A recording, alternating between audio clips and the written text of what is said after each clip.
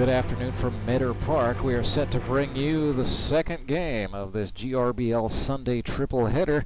This one between the Republic Locos and the Nixa Suckers. It is a non-divisional tilt, and we will just bring you some speedy starting lineups. Hello once again, everybody. I'm Rance Berger, my partner for this one, Clay Odell. Nixa Suckers visitors on the scoreboard for this one. They will lead off with their Hall of Fame center fielder Schuyler Carter. Batting second and playing second base is Caleb Cole. Batting third and catching is the player-manager Courtney Spitz. Batting fourth, the left fielder from Waynesville, Missouri, Trent Simpson. Batting fifth is the shortstop, Logan Rycraft. Batting in the sixth spot is the first baseman from Bolivar, Missouri, Zach Young. Batting seventh and wearing number 7, the extra hitter, Landon Clark. Batting eighth and playing right field, had a big 2 RBI double. First time out for the Nixa Suckers, that is Jamar Averyhart. Batting ninth and playing third base today, making his first start in a Nixa uniform, from Caracas, Venezuela, Arturo Lindo. Batting in the 10 position and pitching is number 10, Jake Uber. The Republic Locos will lead off with their center fielder, Ryan Cram. Batting second is the pitcher, Schuyler Henson. Batting third and playing right field is Colton Simons. Batting fourth and playing third base, Leon Griffith Jr. Batting fifth and playing first, number 12, Michael Barnes. First game back in the GRBL after missing week 1. Batting sixth and playing shortstop is Caden Kaufman. Batting seventh is the second baseman, C.J. Andrews. Batting eighth is the left fielder, Jordan Henson. Batting ninth will be the catcher, Devin Phillips. And in the 10 spot is the extra hitter. He wears number 15, a rookie from Springfield, Missouri, Caden Morrow. So like I said, I'm Rance Berger. He's Clay Odell. Clay, you just got off of a very, very hot playing surface. 100%. I think you took all your clothes off. Thank you for leaving your shirt on. But yeah. What can you tell me about the playing conditions on the field down there? It's hot, and the residual heat. I mean, I had my little black tennis shoes on out there, and my feet are roasted. It feels well over 100 degrees out there. There is a slight breeze, which makes it tolerable, but when you don't have any kind of cloud, even though there's clouds in the sky, there wasn't any kind of shade or cloud cover from that. So It is hot, and the residual heat coming off the field. But, you know, come to 4, 5, 6, 7 inning, be ready to see some guys maybe, hey, I need to take a break, take me out, let me get something to drink. So it's pretty hot. Certainly keep our eyes out for anything heat-related as this one goes on. Schuyler Henson out of Arkansas Pine Bluff starts for the Republic Locos. So far this season, 2 earned runs in 5 innings. He's allowed 6 hits, struck out 4, and walked a batter. In a game, his last start, the Republic Locos got only 4 hits, so there was really nothing to write home about in the way of run support for Schuyler Henson in his last outing, as they lost to the Moon City Mavericks 3-1 in a game that featured good pitching and defense, but not a lot offensively for either side. There's a couple of Hall of Famers going at it here. Schuyler Henson, the pitcher, Schuyler Carter, the batter for the Nixa Suckers, who is behind 0-2 after he looked at a slider. Oh, wow. Oh, looking punchy. That's something we need to make a note, maybe take a real big memory card, because you're not going to see Schuyler watch strike 3 very often. So if it was a missed call, and I'm not saying it is, or if it was that close, then he must have been looking something else, because 3 straight pitches for him to watch strike 3, that just doesn't happen. But it did today. Caleb Cole looked at one inside. Speaking of GRBL Hall of Famers, here's another from Lee's Summit, Missouri. Now calls Fair Grove his home. Caleb Cole, lifetime 66 hits. He is 1 for 2 this season. He has walked a couple times. Well, make that 2 for 3. Sends that one past the shortstop and into shallow left center field. That is a very trademark Caleb Cole kind of hit right there. Well, and it kind of looked like he was fighting it off. Like he didn't get the barrel squared around on that one, kind of almost like a jam shot, but high. But he got enough of the barrel through to punch it out there for a base hit, having a man on first with only 1 out, and you have Courtney Spitz coming up. You're not sitting in a bad position right now if you're on the Suckers. No, this is a Nixa team that put up 9 runs against the Branson Showmen a week ago. I feel like Spitz has seen Schuyler enough. Like, he probably knows what pitch he's looking for, sitting back, going to take one for a ride. Checked at one there, and yes, you did, says the man in charge. That's Brian Lozano. 1-1. Lozano does such a good job out here. I really enjoy. He has been pressed into extra action and has just answered it like a warrior so far. It wasn't even scheduled to go at all last week. Ended up getting called in when another umpire went down with heat-related issues. So Lozano shows up midway through the second game as the field umpire, and then he went behind the plate for the night game on a day where he wasn't even scheduled to work. Worked the plate for some of that previous game between the Mountain Ducks and the Branson Showmen just now, again, when he was not scheduled to do so. But so this is actually Brian's first scheduled start, right? And he's already well into his GRBL season. Well, and he, just stepping up metaphorically and physically to the plate to take care of business just shows you how professional he is. But at the same time, it's like, we got to keep our eye on him and make sure he doesn't get overheated back there. Slider was a ball, stolen base by Caleb Cole. Good looking slide there to avoid the tag from the Locos' Caden Kaufman. A little bit of artistry and flair to the end of that slide. Now look at, now he's talking smack. That's some ball players do that. That's a big strikeout by Schuyler Henson, getting Courtney Spitz with a heater. The high fastball's been pretty effective today. It was effective earlier in the game with the Ducks and the Showmen, and it's already proven to be rather effective here in the first inning in between the Suckers and the Locos. But Schuyler isn't afraid to he's going to move his pitches around. He's going to go down, he's going to come up, he's going to go out, and he's going to go in. Trent Simpson swings and fouls one off. He is 1 for 5 for the season. Had 9 hits in 2024 as a member of the Locos. So he's a guy who can get you a little bit better than 1 hit per game on the average. 2022 Rookie of the Year award winner. He was an MVP finalist that year. Thought about it, maybe should have. It's a called strike on the outer half. Henson sort of fearlessly going at this top half of the Nixa order.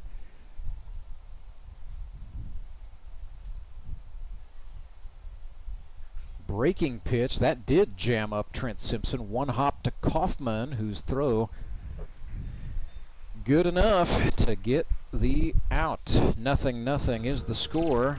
Schuyler Henson gave up a hit, but he faces 1 above minimum. We will see the Republic Locos come to scratch for the first time on the other side of this break. It's Grip and Rip Baseball, live and free on YouTube.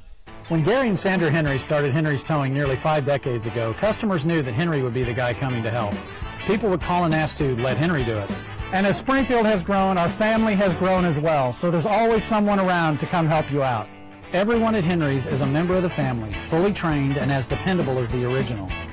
With a family this size, help is always right around the corner. So if you find yourself in need of roadside assistance, remember to call the name you've grown to know and trust. Remember to let Henry do it! Did you know that Conoco gas has 3 times more detergent additive than the minimum required by the EPA?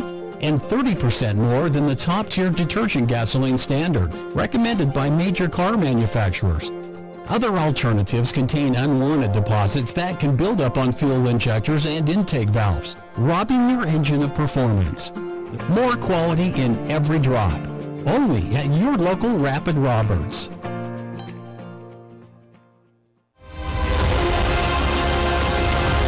Hey, this is GRBL All-Star Brady Welsh. Watch me on Baseball Night in the Ozarks tonight at 6.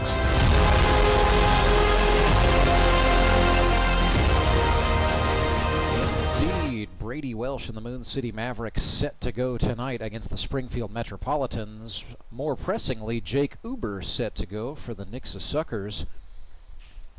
Out of the University of Illinois, Springfield did not have the best of things in his GRBL debut. 2 innings, he allowed 4 earned runs, no hits, 4 walks, struck out 2, and he hit 3 batters, 44 pitches.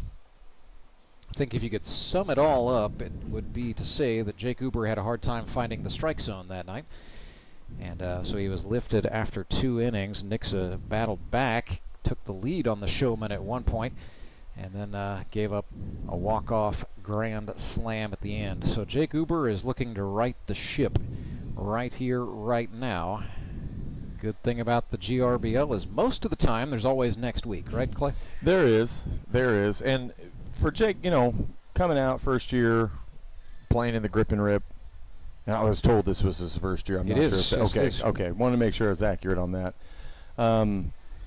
You know, it's really difficult when you only pitch on Sundays and you're not on a 3 to 4 to 5 day rotation. When you throw every 4 to 5 days, that's one thing. When you spread it out to once a week, every Sunday, and you're not putting in any kind of mound work, repetition day in or day out or throughout the week, it's really difficult to come out here and just throw strikes and find your stuff. And you're in a league that pitches backwards, and when you come out of college, most colleges aren't pitching backwards. So it's kind of a backwards game you got to learn. Ryan Cram swung and missed. This is a couple of high school teammates going at it here. Both of them were at Nixa High at the same time, so this is fun, isn't it? Ryan Cram standing in against his old teammate Jake Uber. You know me. I love Cram. I think he's just an outstanding kid, and he's a darn good ball player, and he hustles. And anytime you're on the plate and you get to face a prior teammate, you want to hit the ball hard. The adrenaline spikes just a little harder. Absolutely. But that's what makes it so fun. That's what makes this league so fun. Is not just prior teammates maybe in high school or college, but teammates from last year. Even within the league, yeah. You want to get your piece when you're up there at the dish. And I know Cram's just sitting there going, God, I'd love nothing more than to hit one in the gap and stretch the legs and get a double or something, you know. Jake Uber was fired up, threw that fastball so hard his hat came off, and he ran one in. Ryan Cram did not lay off of it. He fouled it, so he will stay in the hunt. We'll do another 1-2, but yeah, the Republic Locos, Clay, week 1 had 4 hits. Ryan Cram had 3 of those hits. So that's right. That team, did not play well offensively. There's not a nice way to say it, but it was not for lack of effort on this guy's part. 100%. As Ryan came out swinging with purpose. That time he swung. It's off the mask of the catcher, Courtney Spitz, and there's the hustle and the speed from the Locos center fielder. So he struck out and then still got to first base on the deal. You put a squad full of guys like Cram who've got the heart. They just hustle, keep going. You don't have to question their competitive edge every week in and week out. And he just proved it right there. I mean, as soon as he swung, the first thing he did was look up to see if the ball had gotten by. Yep. I mean, he is a heads-up ball player. Frustrating if you're Jake Uber, as we talked about his struggles week 1. He just struck out a batter, and then he still has a base runner to deal with. It's Schuyler Henson who showed bunt. So Henson was 1 for 4 a week ago with a single, coming off of a season in which his bat was uncharacteristically cold. Had just 1 hit in 12 at-bats last season with the Mountain Ducks. Also a mildly injury-hampered season. So Henson looking to get back into form. Typical season for him is more like 8 hits in 8 games. Uber threw him an off-speed pitch, and Henson got down, got the bat to it, and lifted it into the air center field. I thought that was a nice job staying with Uber's speed there. Right, and last week I think he had 1, maybe 2 like that, but the wind was so hard last week, it just carried his ball out to left field. So, like you said, where it seems like he's going to get a hit every game, that's his kind of hit right there. He's not trying to put it over the wall, take some massive rip. Hey, I just want to hit singles all day and get on base and move runners. He's going to beat you softly. Colton Simons, sponsored by the Repmo Baseball Club and Acres of Envy Landscaping, wearing the collar so far in 2025, but always brings a cheering section, and he does lay down a bunt. The first baseman, Young, with it, throws to first where the second baseman, Caleb Cole, was covering. Suckers keep Ryan Cram from thinking about anything really wild there. But Colton Simons did a job there. Laid down a bunt and moved his men over. Which no one was expecting him to do that. 3-hole, everybody expects 3-hole to come up and try to drive the ball, hit the ball, and I'm sorry, I don't care what level of ball you play. If you're not willing to bunt, no matter what hole you're in, Me personally, I'll take somebody else just for that reason right there. And now you got your 4-hole with 2 runners in scoring position. Yep, 1 out. Yeah, 1 out. I mean, it's about manufacturing runs and not getting them all in one. Yep. You know, definitely. I think after the Mavericks limited the Locos to just a run last week, Republic is not going for style points. They just want to get some results on the base paths. Could Leon Griffith Jr. be the guy who gets it? Leon swings and grounds one at the shortstop. Rycraft throws to third, and they've got Henson set up in a rundown. The runner Cram did score, and oh no, then a mistake by the Suckers. Uber's going to go cover the plate. He's by himself, and so Schuyler Henson, I thought at one point they applied a tag, but he missed him. I guess they missed. Well, I say the call on the field is missed tag. Yeah. From here, it looked like he missed him, and some people go, "What?" Well, now they're calling him out. Now they're saying it's out. Or no, Is it a pitch runner? Now it's a pinch runner. It's a runner for the pitcher, so that's Scott Wilson running for Henson. And so some people don't know the rule. They think, well, if you dodge like that, you have to be perfectly in line, like on a baseline with the defender. No, you actually have 3 feet each side that you can go. You have a lane, a full lane, inside or outside. And he took it and was able to get to third. Now, what that ultimately does, instead of just running him back to second and keeping the runners on second and first, now you make a wild throw. You're opening yourself up to a pickle wild throw. Now they've got runners on second and third with only 1 out still. And they have a 1-0 advantage as Ryan Cram scored. Michael Barnes looks at strike 1 to make it 1-1. It's one of those things too, where sometimes the longer the pickle goes, the more it benefits the offensive team, right? The rule is just stay alive as long as you can, and you create chances for the defense to make a mistake. That's exactly what happened there. Michael Barnes swung over the top. Jake Uber fooled him there. Well, in that situation, Logan did a good thing. You can throw it to. I don't think his decision was bad. No, you do that. The thing is that there are a lot of players. I have seen this at multiple levels, and this is something I encourage kids to pay attention to.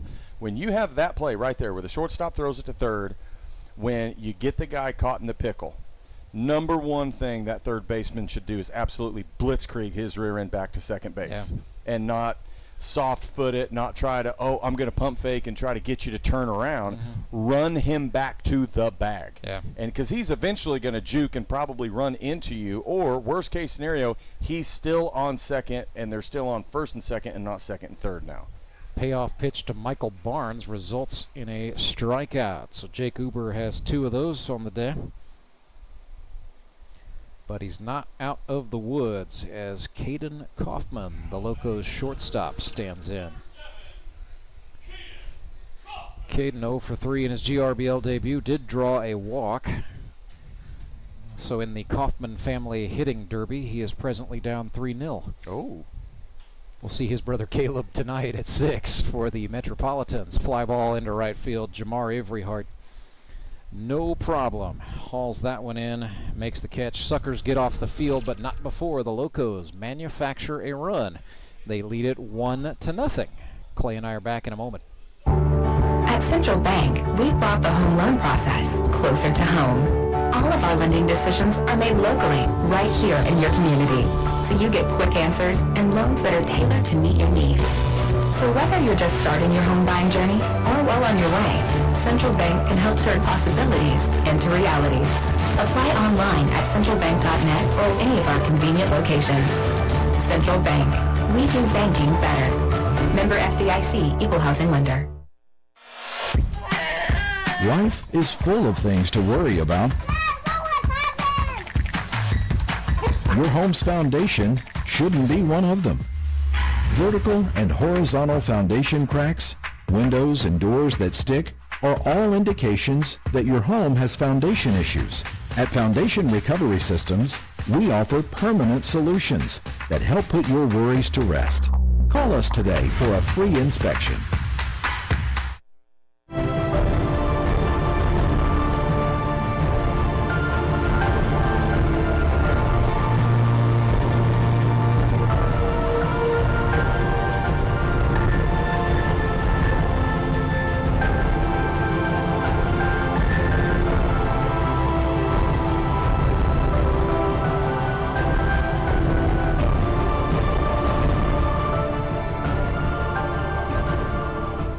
1-0. Republic Locos lead the Nixa Suckers. Rantzberger with Clay Odell coming at you live from Mark Worley Field at Meadow Park in Springfield, Missouri, home of the GRBL for this historic Season 10. Logan Rycraft comes to scratch for the Nixa Suckers. He is their shortstop. Look for the ball low. Go ahead. Logan's going to take a lot of pitches. He's a very patient hitter. He's going to make you come to his zone. And he puts good swings on everything. He'll foul many pitches off. He'll get his fair amount of swings.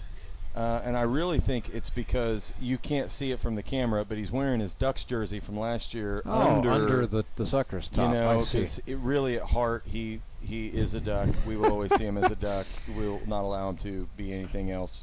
Swings and pulls this one. Ground ball to the third baseman, Leon Griffith, who throws an absolute dart over to Michael Barnes at first for the out.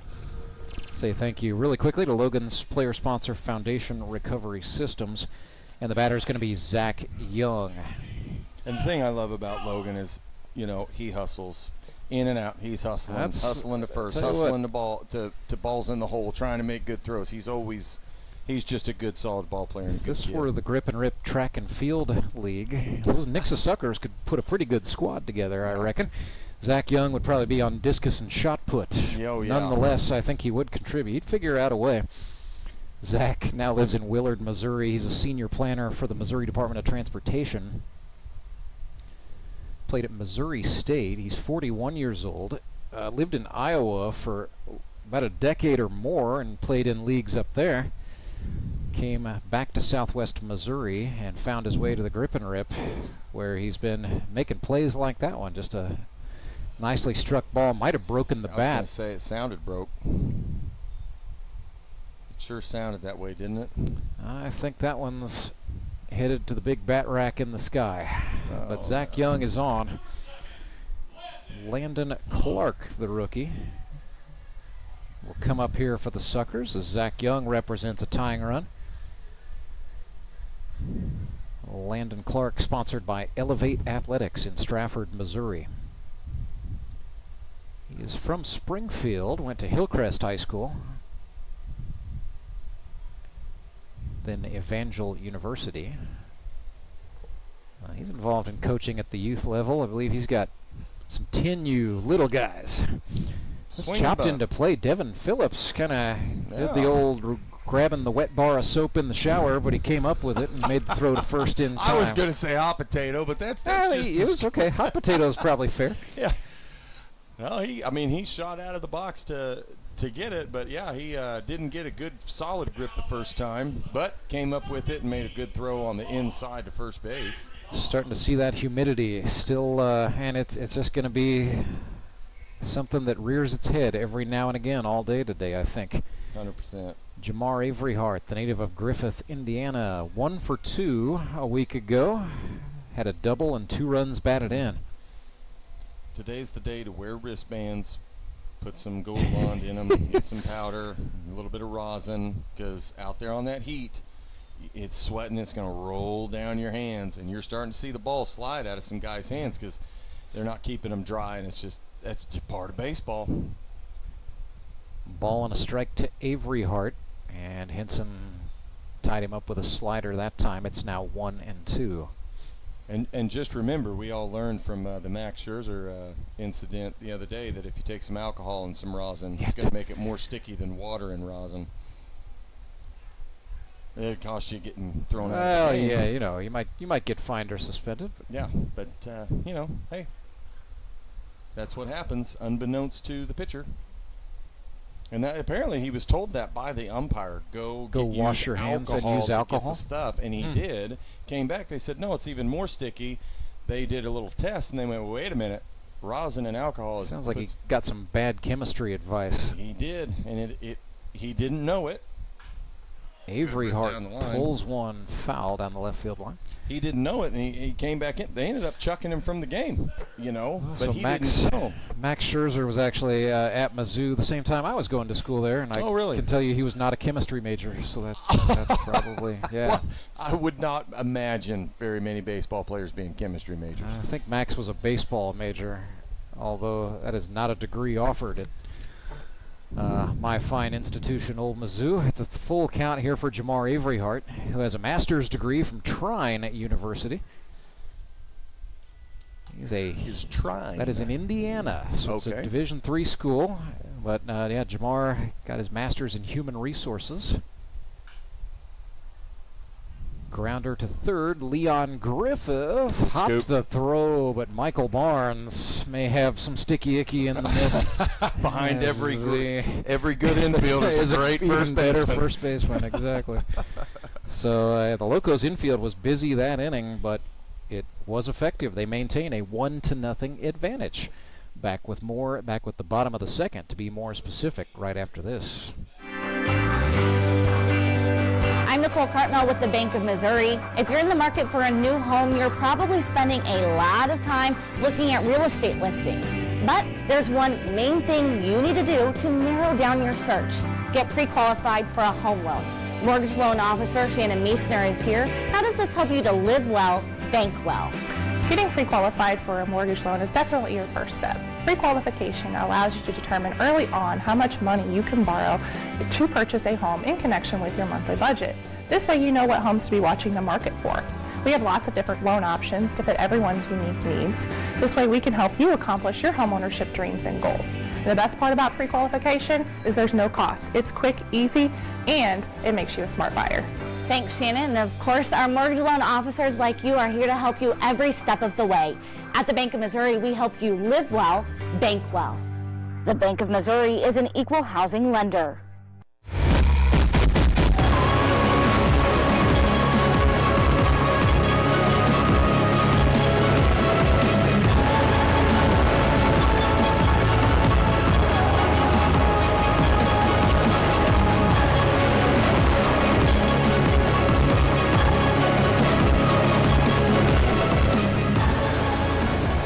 Cooper back to work for the Nixa Suckers. 1-0 ball game. Locos sending up the bottom part of the order. It'll be C.J. Andrews, Jordan Henson, and the catcher Devin Phillips this inning.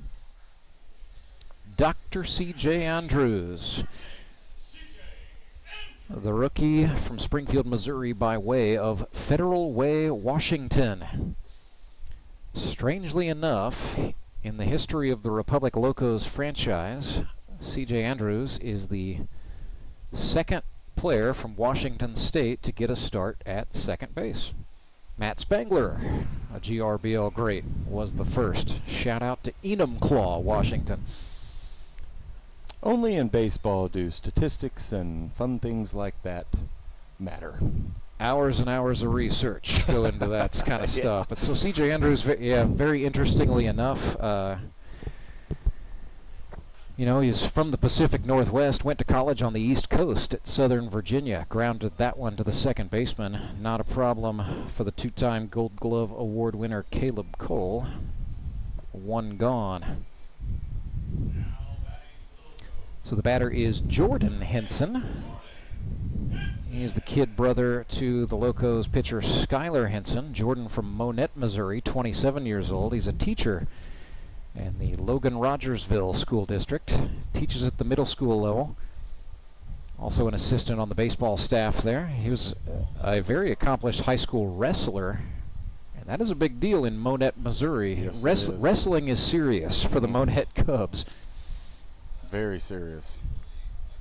They usually put a good lineup out on the mats winter after winter after winter. I don't know how they grow them, but they sure do. Jordan Henson's down 0-2 to Jake Uber. Tried to attack low, ended up throwing one about shin level for Henson, so it's going to be a 1-2.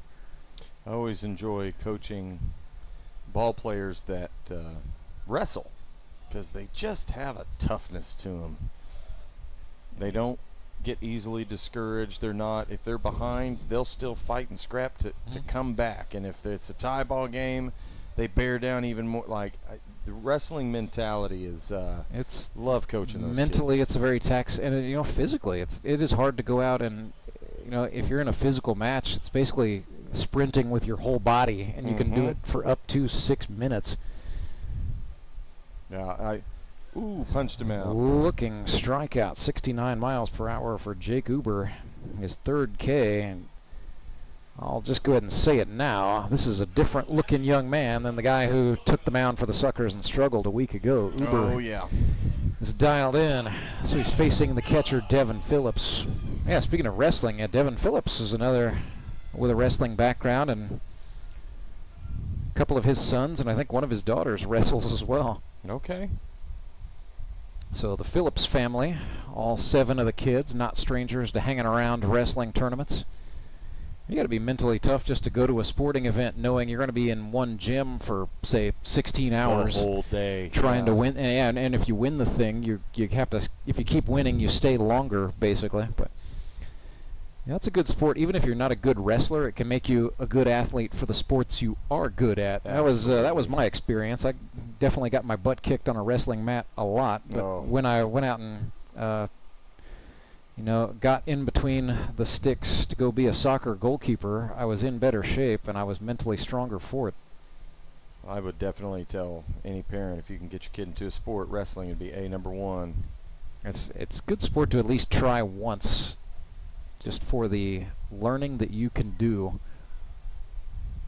Absolutely, and it's a mental toughness, mental fortitude, but when you're out on the mat, it's your opponent and God. That's all you got out there. So you got to really dig deep, and it doesn't take much for that opponent to make you be talking to God the whole time. And then when you go hard at it, gassed for however many periods, depending on your age and all that. And you're out there alone. You don't get to hide in right field. You don't get to hide in the paint. You don't get to hide on the line of football. You don't get to hide.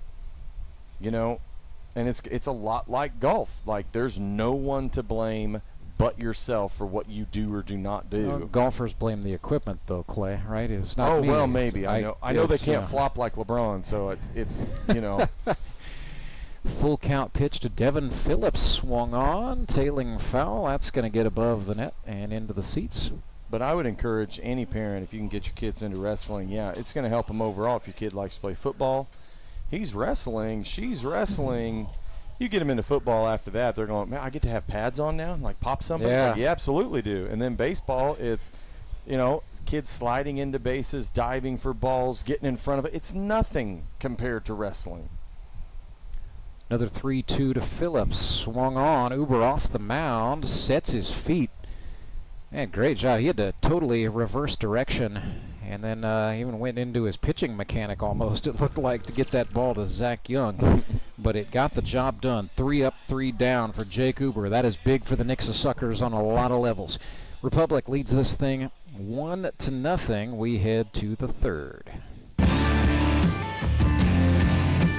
Your local Hotsy dealer is an expert with hands-on cleaning knowledge to help you select the ideal pressure washer for your job.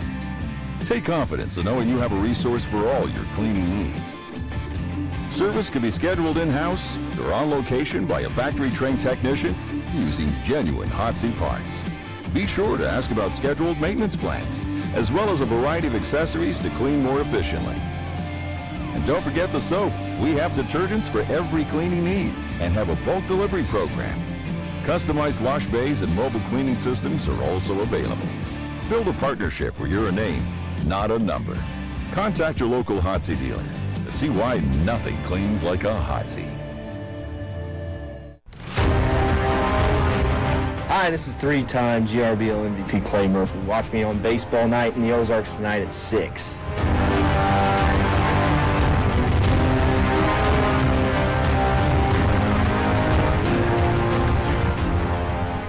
Clay Murphy will be back tonight for the Springfield Metropolitans. Both Murph and Harrison Waters return to the Mets lineup as they take on the Moon City Mavericks. That will get started at, probably not 6 o'clock. It's going to be more like 6:20.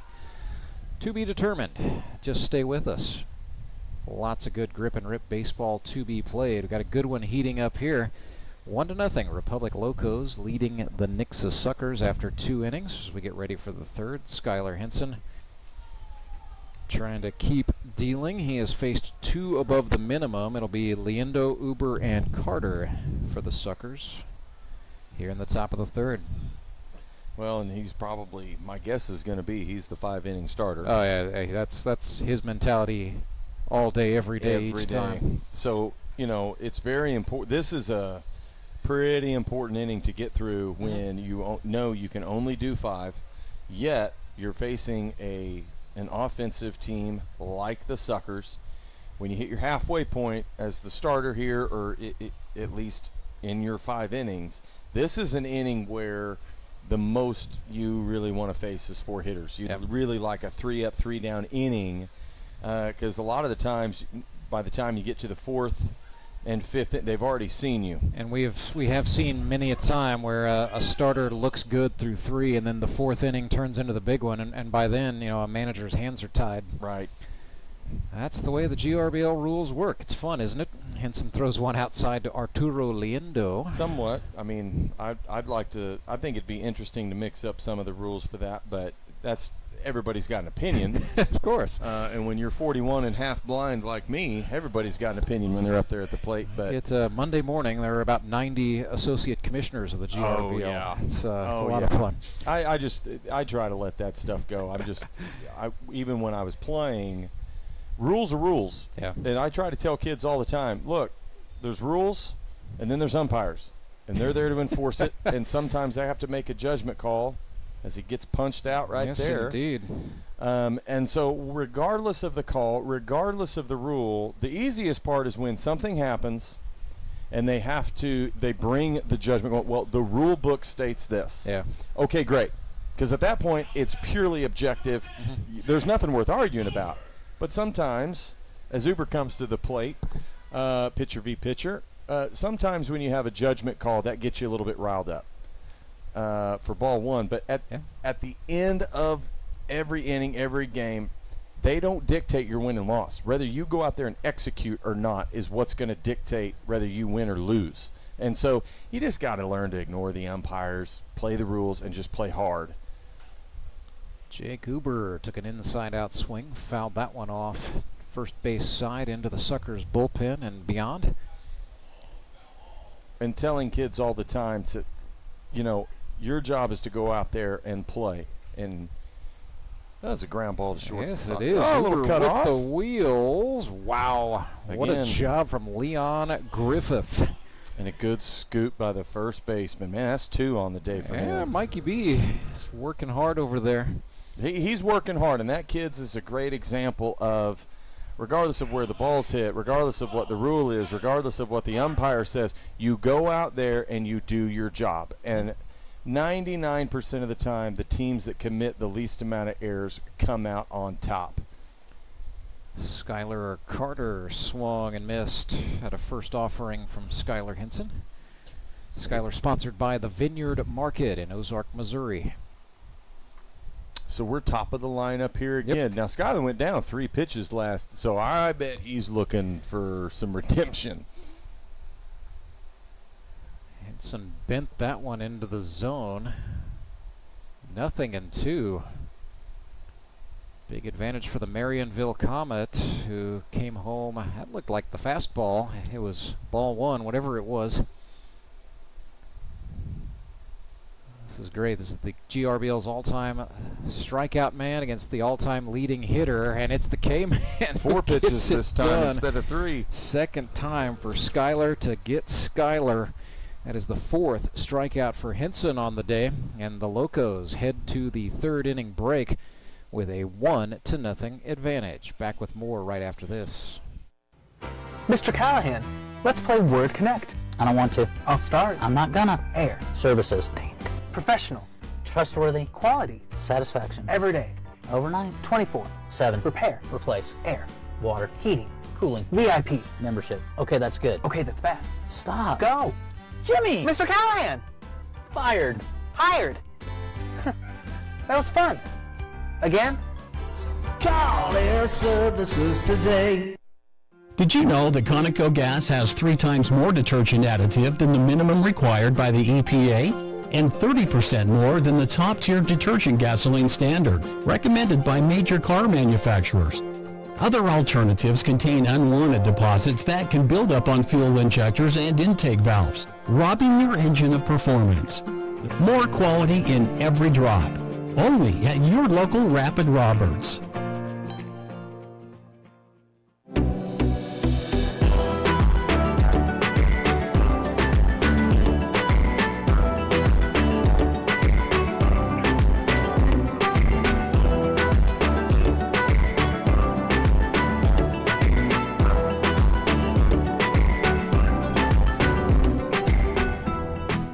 Jake Uber back on for the Nixa Suckers.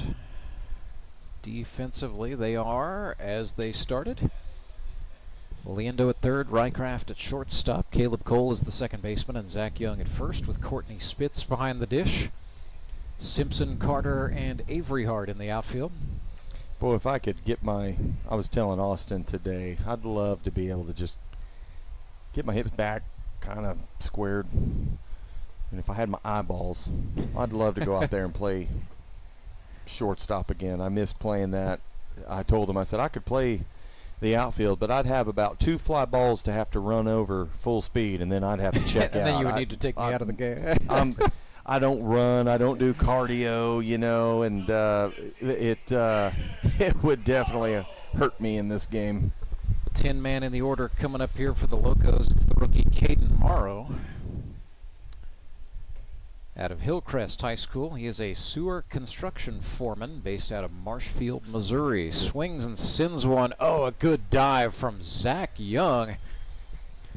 And with all the Gold Glove caliber talent on this Nixa defense, Zach Young showing off a little glove work. Hey, I mean, that's a good, first of all, that was a good hit. Yes. He hit it solid right down the line.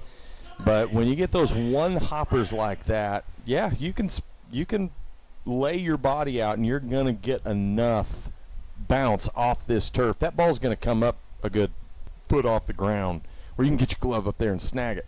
Here's Ryan Cram, the HVAC installer from Nixa, Missouri, looked at a called strike one.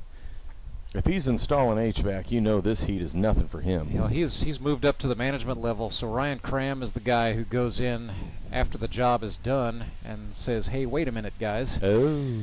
You're going back in there. So, yeah, he has worked his way up in the trade a little bit. Well, good for him.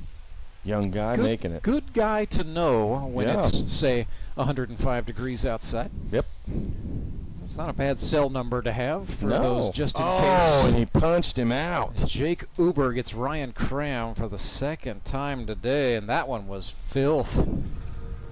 Man, I don't, of course, I'll say this. If I was calling balls and strikes today, everything would be a strike. I was going to say this game the on. zone It's hot. would be 8 feet tall and 7 feet wide. Absolutely. We're going shoulders to knees here, boys. Shoulder to shin. So here's Schuyler Hinson, 1 for 1 today. Had a nice little base hit into left center earlier. He just sits back, lets the ball come to him. He's not an over-aggressive hitter. He's just a good single hitter. Like, move runners, get on base, nothing over dramatic. I just love it. Uber went at him with the fastball to jump ahead, 0-2.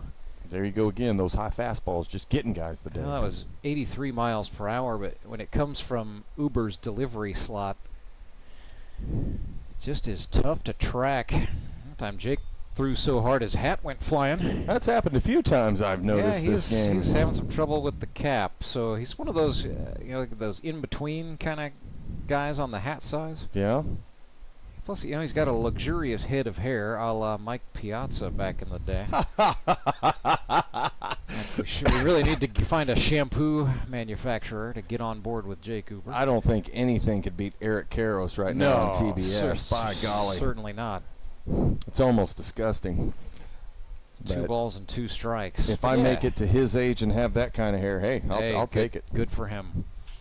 Schuyler Hinson got one over the plate. Could be trouble, or could be a spectacular catch by the Gold Glove winner. He had Schuyler that Carter. the whole way. He knew it. He was trailing. The thing about Carter is, sometimes it just makes you think he's not going to get that.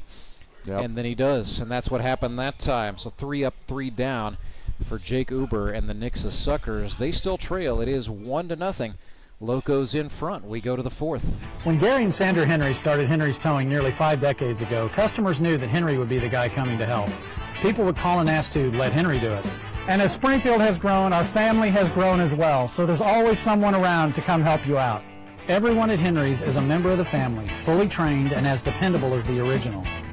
With a family this size, help is always right around the corner. So if you find yourself in need of roadside assistance, remember to call the name you've grown to know and trust. Remember to let Henry do it! Support local, give local. We hear it all the time, and when it comes to blood donation, there's an easy way to make sure your gift is being used in your community. Donors with Community Blood Center of the Ozarks provide every drop of blood, platelets, and convalescent plasma to patients in over 40 area hospitals. How do I know why that's important? Because my youngest daughter, Jocelina, is alive today thanks to local blood donors. Find out how you can help at cbco.org. Local donors, local patients. That's the Community Blood Center of the Ozarks difference.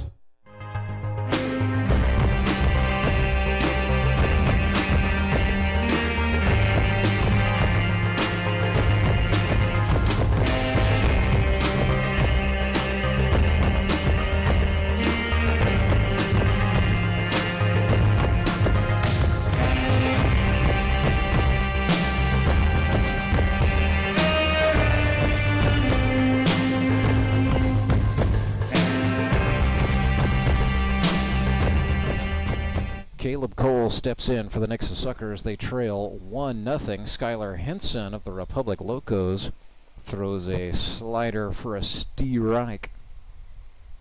And that's how we begin at the top of the 4th.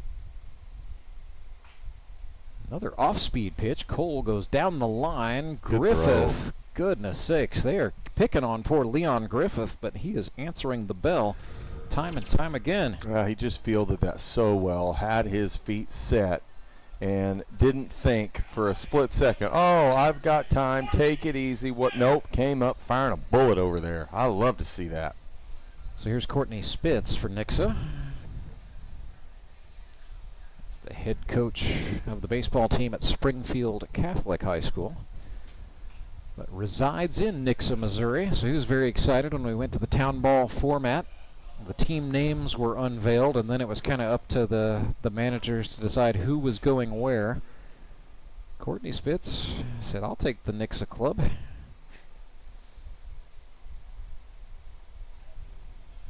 Just something about putting on the jersey for the place where you live, right?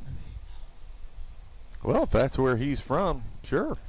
Well, he's originally a Springfield guy, so that was kind of the original thought was, hey, maybe he will end up being the skip for the Metropolitans, but that job ended up going to Brock Chaffin because Spitz said, I want to be with the fish. Casts that one out into center field and then slams what might be a piece of firewood. I think Spitz might have broken the bat there. Looked like he was thumping it on the way to first base to check and see if it was broken. But he got rid of it before he got his foot on the bag, so he will not be called out. I'm glad we don't have to get into that very lesser-known rule. Yeah, right? And, yeah, I think Suckers fans would come unglued had he been called out for something like that. Good There's a nice right piece for Trent Simpson, absolutely. Into right field it goes. Spitz is going to hold up at second, and a good job by the Locos to keep him there. Nonetheless, that's now back-to-back singles for the Fish with one away. And they've got the tying run and the go-ahead run aboard. This is a time for Logan to really step through, hit the ball the other way. Schuyler's going to be throwing. He'll bring it in, but he's also going to throw you that changeup away. Me personally, my style of hitting, I'm looking for that to go the other way. Rycraft jumped on the first pitch. He was in front of it, and he fouled it left side. Now, I'm not saying I could hit Schuyler's thing. I'm just saying that's my approach. That's These right. eyeballs don't let me do anything anymore. I can barely even tie a fishing line. So I would just, you have your runners on first and second with one out, man. Let's hit the other way and see if we can get some guys in. Hanson threw him a bender there for a ball one. Ball in play is the goal here for Logan Rycraft. Well, that is going to stay on the playing surface. Griffith over into foul territory, and he makes the catch. He's having a day over there, 1-7. That a boy. He is. 5 assists and a put out there on the foul out by Rycraft. So now the situation gets stickier for the Suckers. Batter is Zach Young, who singled his first time up. So he sees it pretty well. The thing about Schuyler Hinson is there's no such thing as a ball that goes straight. Everything's moving to some degree, but Zach Young played Division I baseball at Missouri State. He's always had pretty good plate vision throughout his time in this league. Attaboy. That was a nice idea, but a good job by the second baseman, C.J. Andrews, to corral the two-hopper and make the simple play for the out. He just had a great approach right there, and you can almost see it coming. But it was just a little bit too far left. If he'd have had that ball maybe 10, 15 feet to the right, he would have scored 1 run, at least get another guy on third. It was a good approach. Good approach. Suckers strand 2. It is 1-0 Locos, and we're back after this. I'm Nicole Cartmel with the Bank of Missouri. Whether you're looking to pay bills or make a big purchase, sometimes you need cash quickly to take that next step. A consumer loan might be a perfect option to help you live well, bank well. Sonia McClendon, one of our branch managers, is here to explain. Thank you, Nicole. We provide personal consumer loans for almost any purpose, from building your credit to financing that new car. We offer competitive rates, and decisions are made locally so we can get you the money that you need quickly. But what makes our consumer loans unique is that personal touch.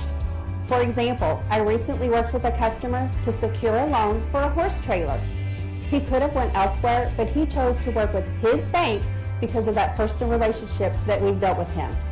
Being able to work with your personal banker that you know and trust makes a big difference. That's right, because we work with our customers to help them live well, bank well. Get started at bankofmissouri.com. Hi, this is 5-time Howard Bell Trophy winner Daniel England. Watch me on Baseball Night in the Ozarks tonight at 6.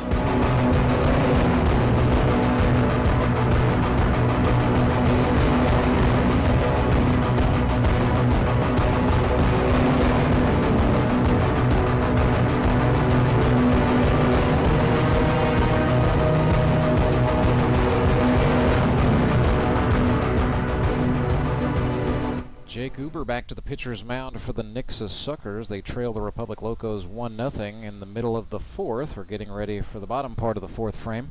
Rantzberger alongside Clay Odell. And Clay, it's kind of the first little strategy move here. Suckers staying with their starter Jake Uber, as did the Locos hanging with Schuyler Hinson. So both teams using the 5+ inning designation on their starting pitchers, meaning that any reliever who comes on from this point forward will be allowed to go a max of 3 innings.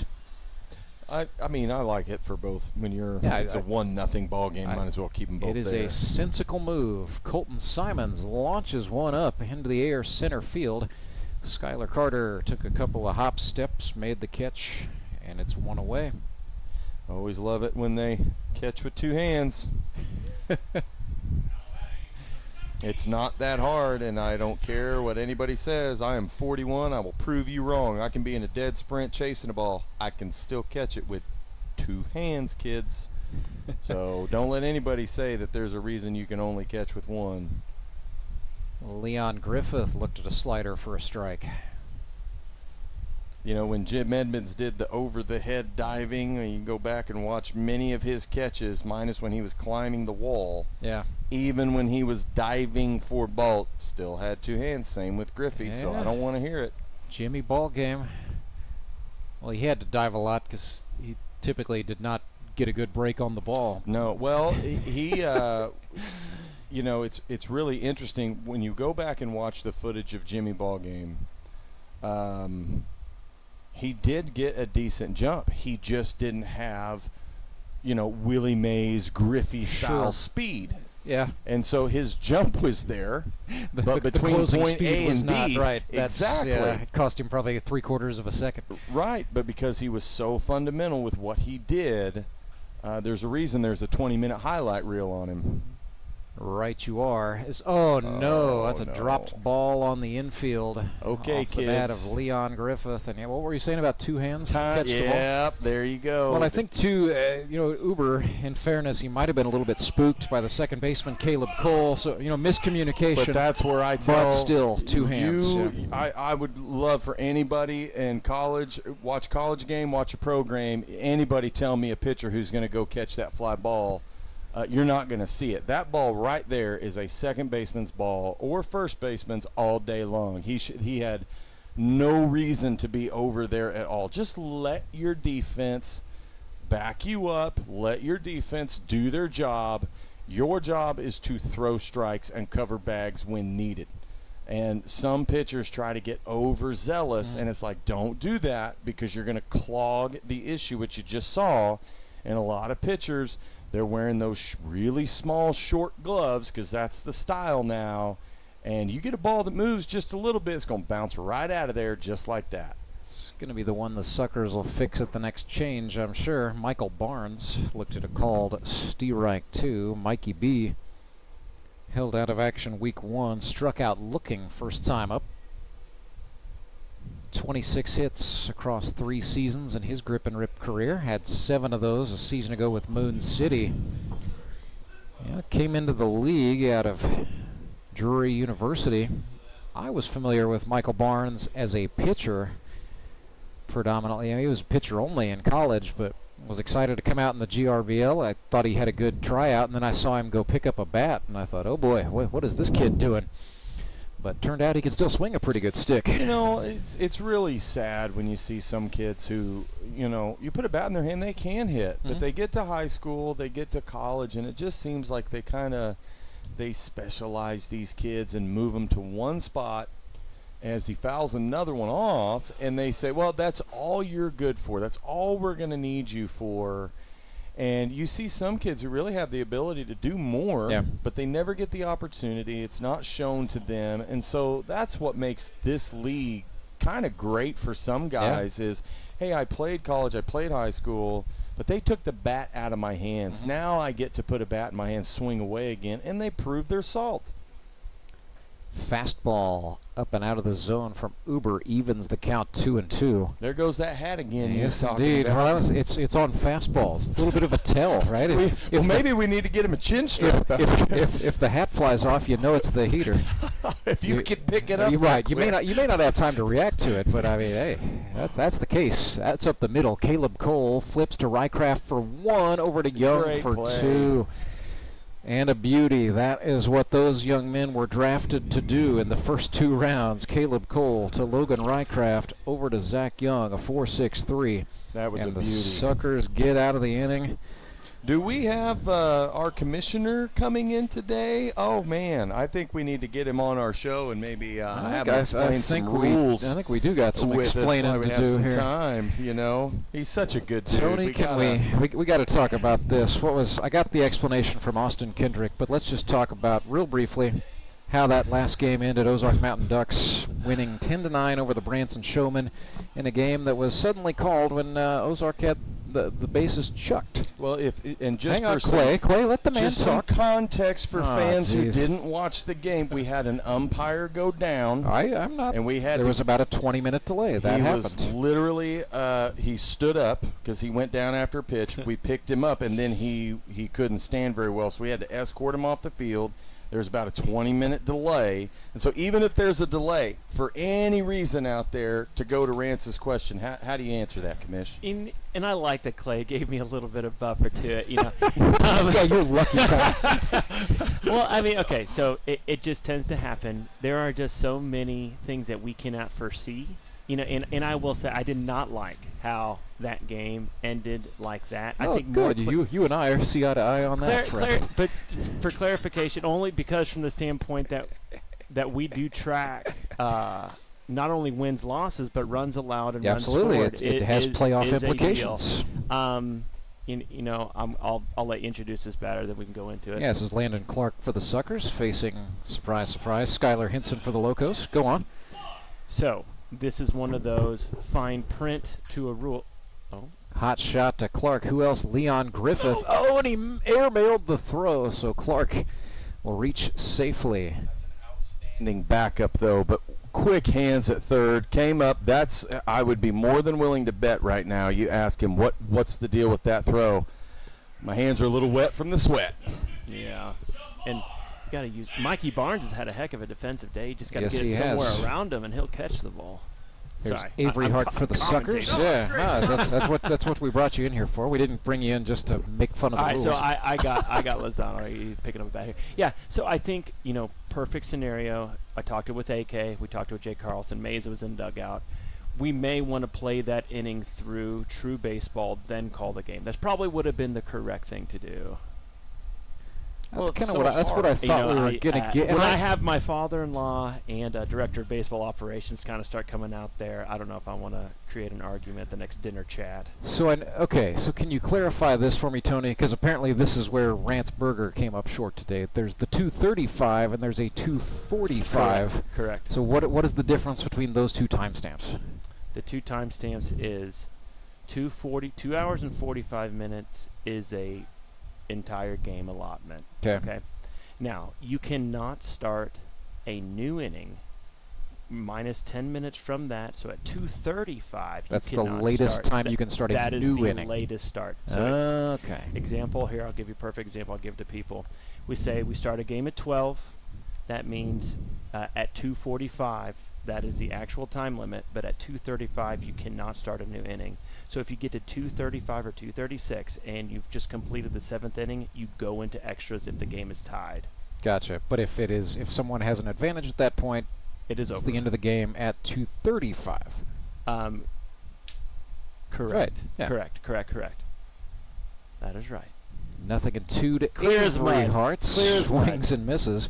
Well, that was clearly strike 3. I'm glad the Suckers and the Locos are playing nice, crispy baseball thus far. They are. This game is exactly 60 minutes old, so that I know. Now that we got the commish here, another thing I'd like to ask is... Oh, no, bonus grilling. No, some fans have had, like I had to explain to my son, because he saw that we have a 2-minute clock out there now to the right of the scoreboard. Yes. And that is supposed to be the 2 minutes from the time the last out is made until the next pitch gets thrown from the opposing team, correct? Yep. We are slowly introducing that clock to speed up the gameplay. It actually should be at 2:30, but they have it at 2. And that's more, and we told the coaches that is more of a visual. It's more of a reminder if it does become egregious, we will start charging and penalizing the offending side, either with a ball or a strike or an out or potentially. But that just serves to answer your question, Clay. That serves as a visual reminder to both teams to the next pitch to start that inning exactly like you said. After the last out should be within that 2 minutes and 30-second mark. And do we have because the fans at home... O2 to Liendo dropped third strike. Phillips up with it. He still. Oh, the base is occupied. Oh, yeah, that's right. Okay.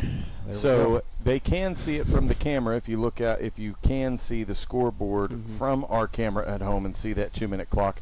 However, once the inning starts, what is the time hack that we have for a pitch count? Do we have they can't see it at home, but do we have a pitch count? We actually tried, and Rance was in a part of these conversations, and it really came down to the umpires, really, because I didn't realize this, that the field umpire actually controls the official pitch clock.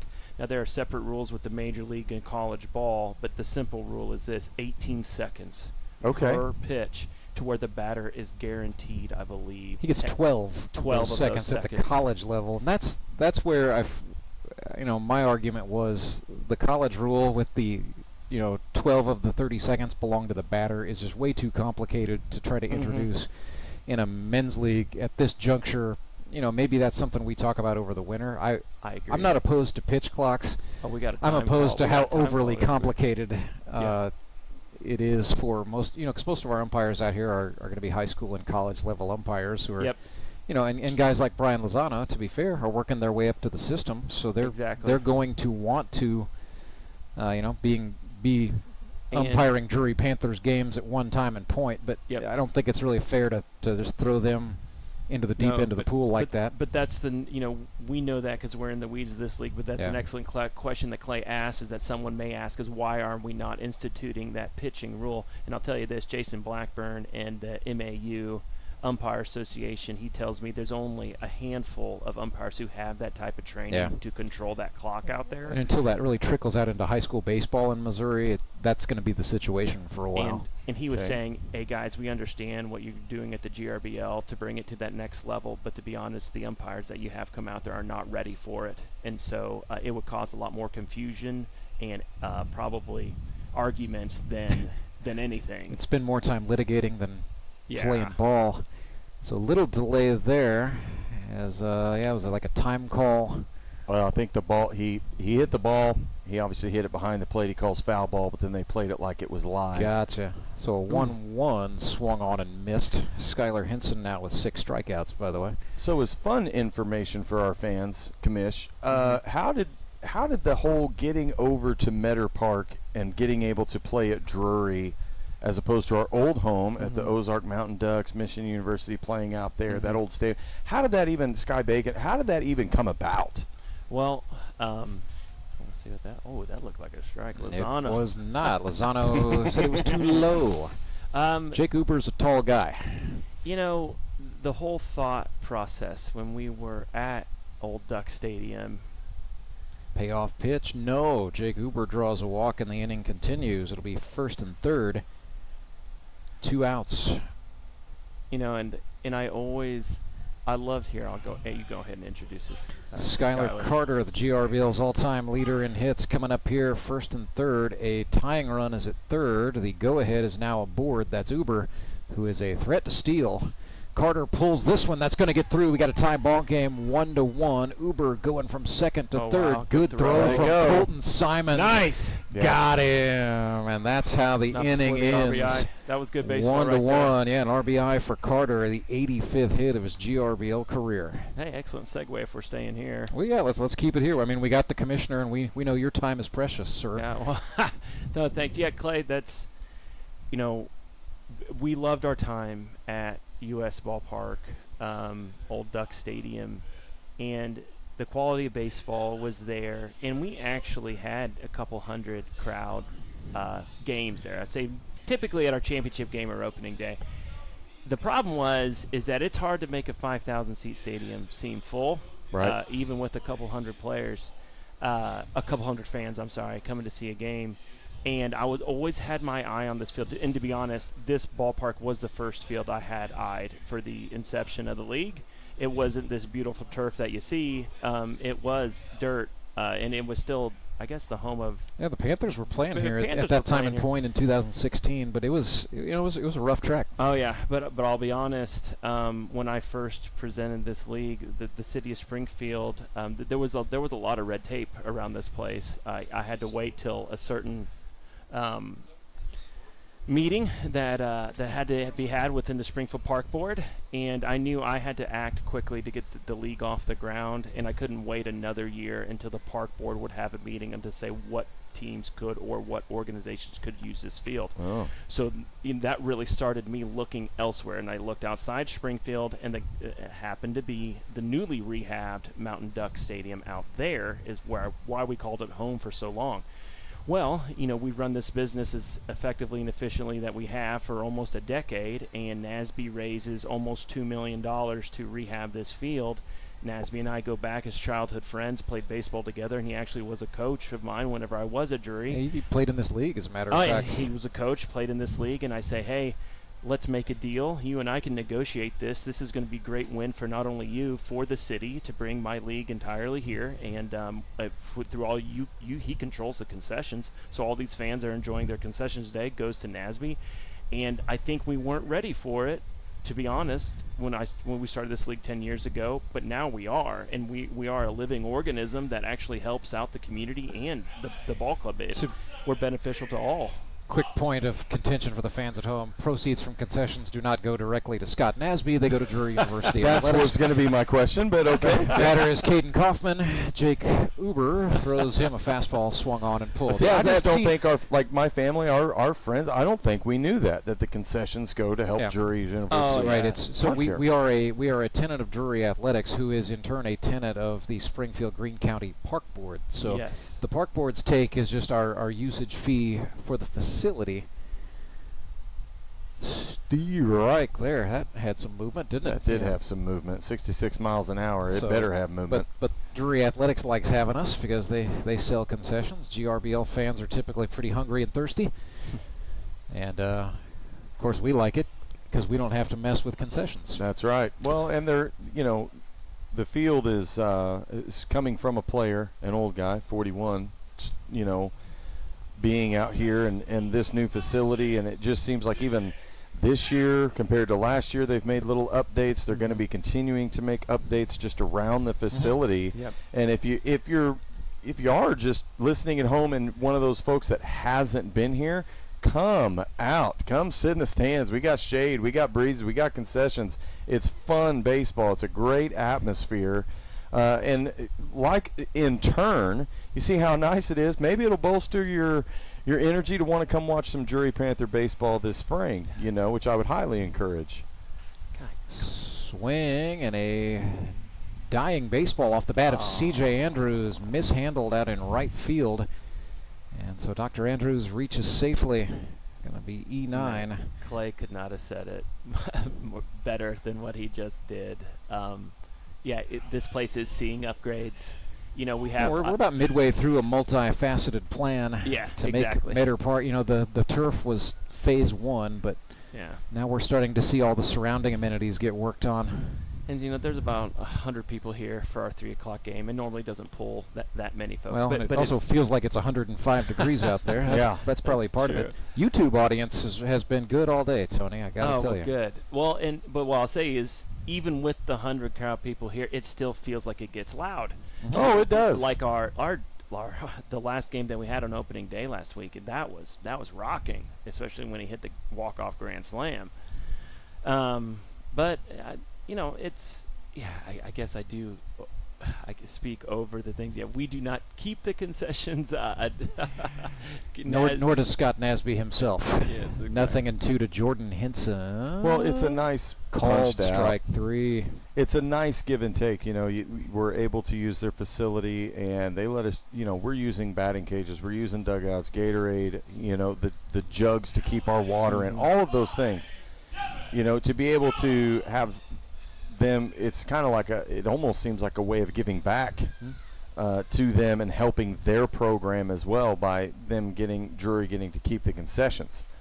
Devin Phillips flares one. Zach Young into foul territory by a couple of steps, but he makes the catch. And last thing I'll say before we cut to break is that the timing of this league is also huge and crucial, no matter where we take this traveling road show, is that in this, towards the end of summer and going into fall, that's when baseball gets super exciting. Well, towards the end of summer, beginning of fall, Little League isn't playing, college baseball really isn't playing, and so it's the perfect setup and format and platform for us to run this league, as we take this into the most exciting part of baseball, is watching baseball in October.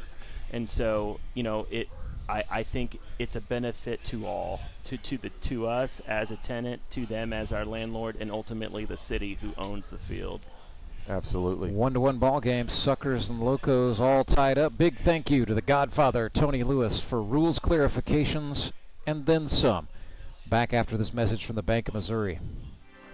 I'm Nicole Cartmel with the Bank of Missouri. The risk of losing your hard-earned money to scams is real, especially the scammers sending out fake communications. And that's why we're talking to our Director of Fraud Mitigation, Corey Gerstenschlager. He's got some good practices to help keep your money safe. Thank you, Nicole. Yes, often we're seeing that people are being contacted by scammers through text message, phone calls, or emails, posing as legitimate companies or even your bank, trying to persuade you into providing sensitive information like passwords and things of that nature, sometimes even asking you to send them money. If you receive any kind of communication like this and you didn't ask for it, that's a good red flag that it isn't legitimate. So when you have those situations, get an actual number that you trust for that company, call them and verify the accuracy of the information that you're receiving. Good rule of thumb is make sure to check your accounts frequently and report any suspicious activity. Thanks, Corey. At the Bank of Missouri, we help you live well, bank well.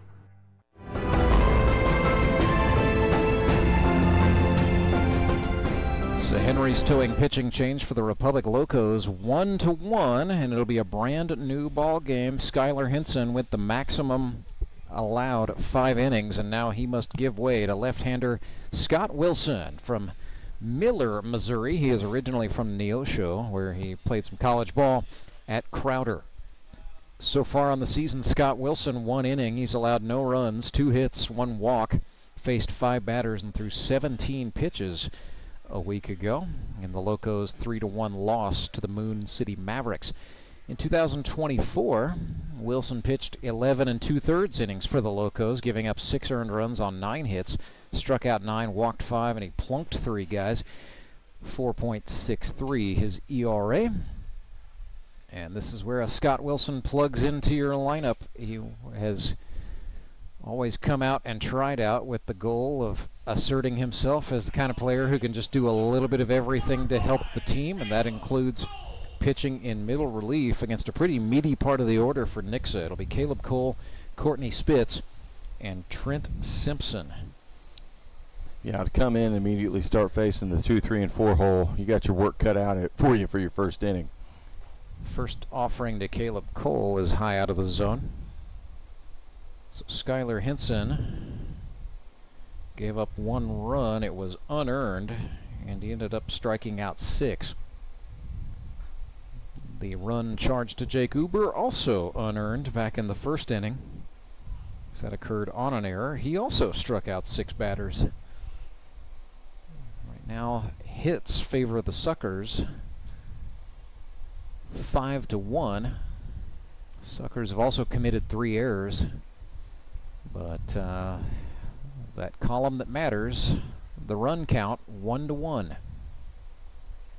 3-0 pitch to Caleb Cole is inside for a ball. We did a good bit of scoring there. You guys missed it in the break, but Jacob House, who's the official scorer for this game, came over and wanted to confirm that that run for the Suckers in the 5th did in fact occur prior to that play at third base. And I said, yeah, absolutely. He crossed the plate. There was no doubt on the timing there, but good heads-up stuff by Jacob, making sure everything's done in accordance with the rules, and even went back and looked at the footage. So yeah, he's struggling up here right now. It looks like, and I'm not sure exactly, I don't want to diagnose anything too crazy, but it just really appears like he's not settled in. He's not finding his release point collectively right now. He's kind of all over the zone. That one was inside. Spitz thought he checked. No, you did not, says Brian Lozano. It's kind of the second one of those we've seen from Courtney Spitz, resulting in a called strike. That's right. Brian Lozano, not a lot of check swing tolerance today. Hey, I don't blame him. It's hot. Ball and a strike, and Wilson misses high with the breaking pitch. Think about it too. Like, yeah, it's hot. You're going to have trouble gripping the ball, but also, it's a 1-1 ball game, so adrenaline's going. Yeah, you can get the yips, you can get adrenaline, and when it's 100 degrees out on the field, this is what makes it tough for a lot of relievers to come in, is because they don't take the time to take the adequate amount of time to stretch the body out, let alone go into the bullpen and start short and start throwing darts as he throws a strike there. That's a nice ball on the outer half of the plate, and that's when you only get to pitch 1 game a week. That's tough too. Scott Wilson is the manager of a large commercial beef cattle operation over in Miller, Missouri, and that is not a career, that is a lifestyle. So he's working a physical job. They're running about 500 head of cows. Well, that's not only enough to keep you busy, that's enough to wear you out. Yeah, absolutely. So it's pretty impressive that he comes out here and is athletic as he is. Literally going to say, to do that job all week and then come out here and play baseball, I mean, that's a commitment That's not sitting behind a desk and a computer screen 5-6 days a week. First offering to Trent Simpson is a ball down. Or no, check that. Strike one. Apologies. So 0-1 to Trent.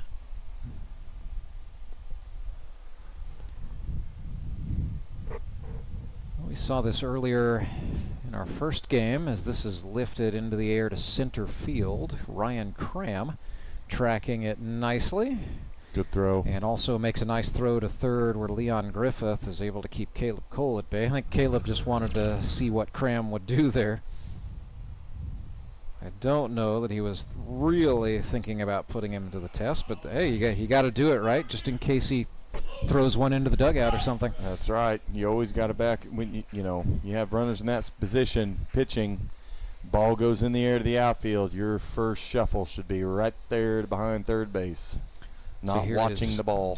Here is Rycraft for the Suckers, who have runners on at first and second, one out in a tie ball game. Top of the sixth. Well, it looked like he had a little bit more of an inside-out swing on that one. Keeps his hands through. I mean, there's a big gap in right center field, and Logan can hit the ball that way. Yeah.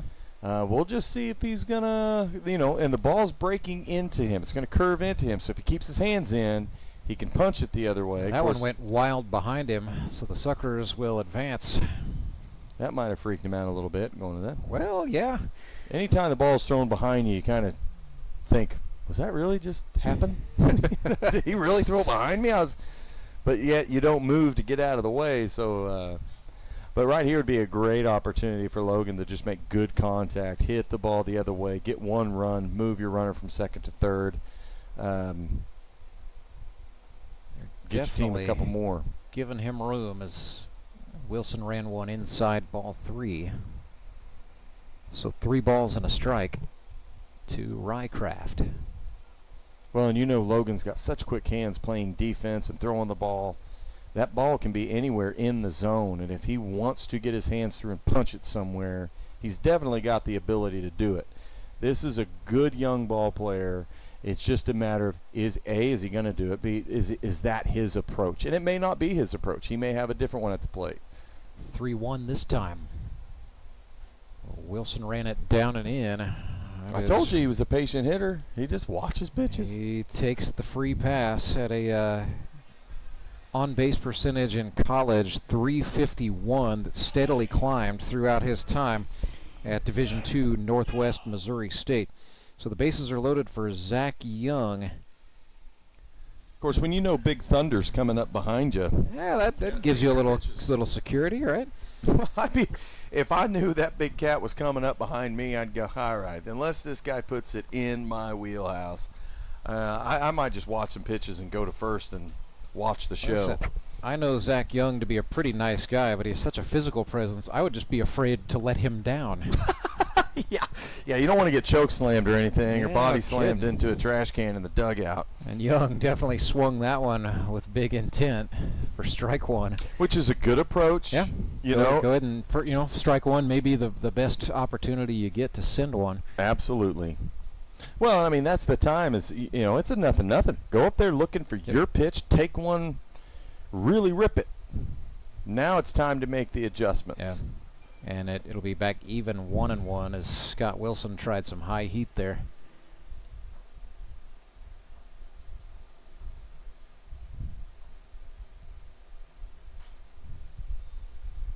He's really struggling to find the zone. Yeah, he's all around it, right? He's just kind of everywhere but in it. Yeah. And look, when you pitch, you're going to have days like that. Whether you're pitching every 5, 6, 7 days, it happens. That was in the zone. Young was anxious to get on it, and he sent that 75-mile-per-hour pitch down to the batting cages. Indeed, that is well foul.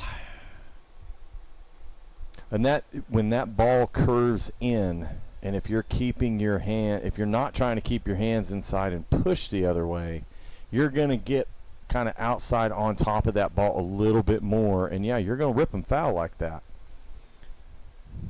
Infielders for the Locos are pretty well playing Young straight up. Outfielders are favoring a pull. A big guy like him, I'm thinking that professional technology 395 sign out there. Hit that all day. Ooh.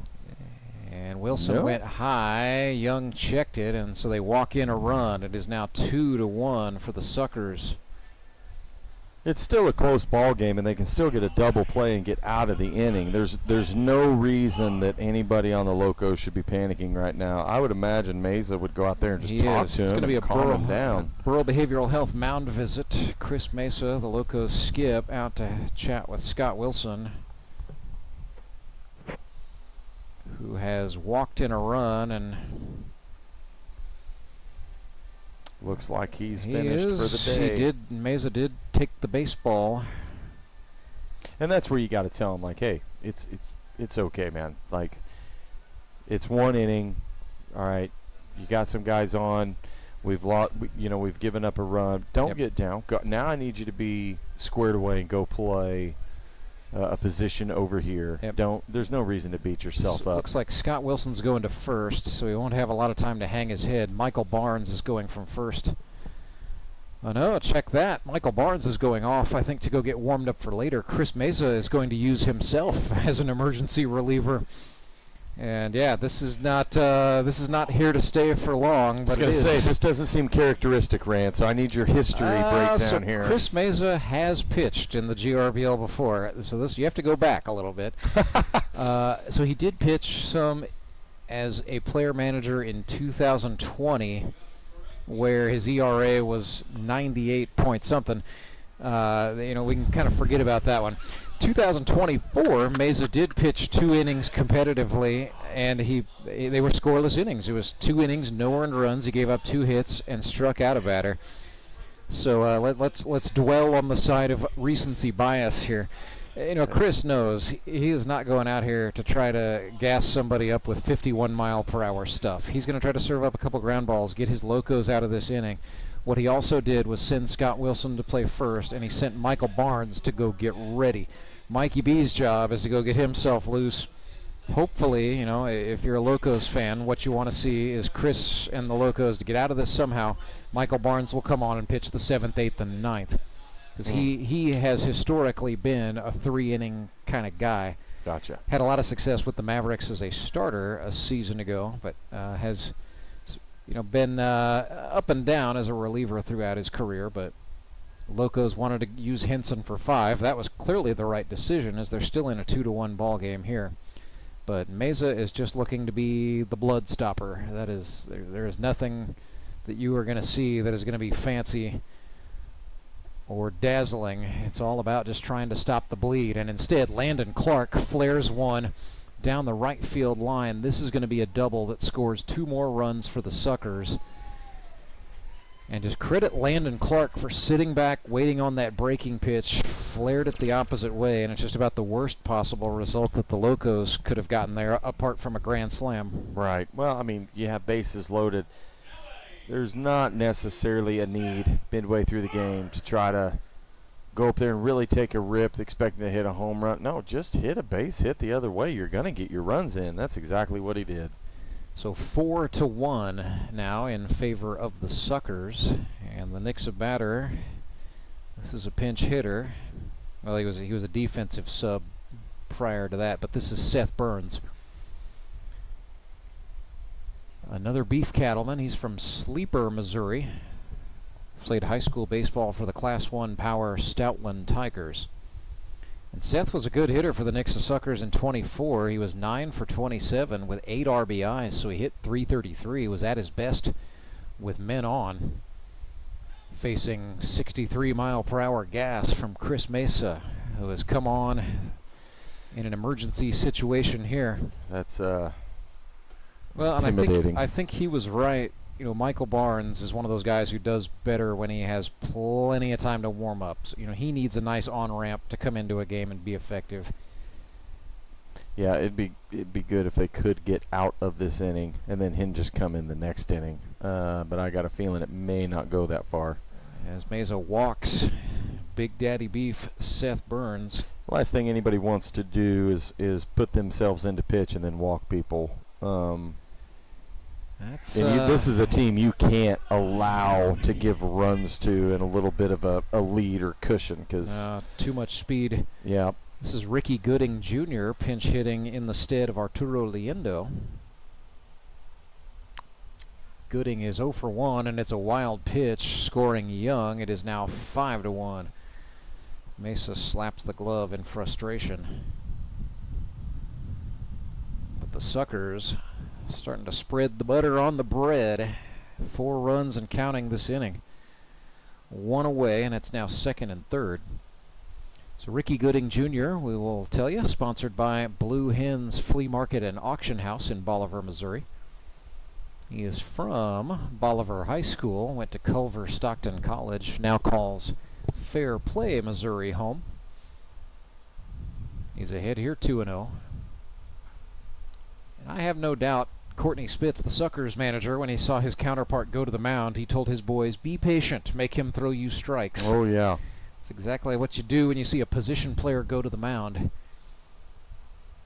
Well, and Mesa got him with the change there. We're full up. Necessarily see him warming up down in the bucket, so no sir, he did not. And we are not high schoolers anymore where you can just point at a position player, they come in, throw 5 pitches, and they're ready to go. Well, and that's kind of what Chris is trying to do. I mean, fair play.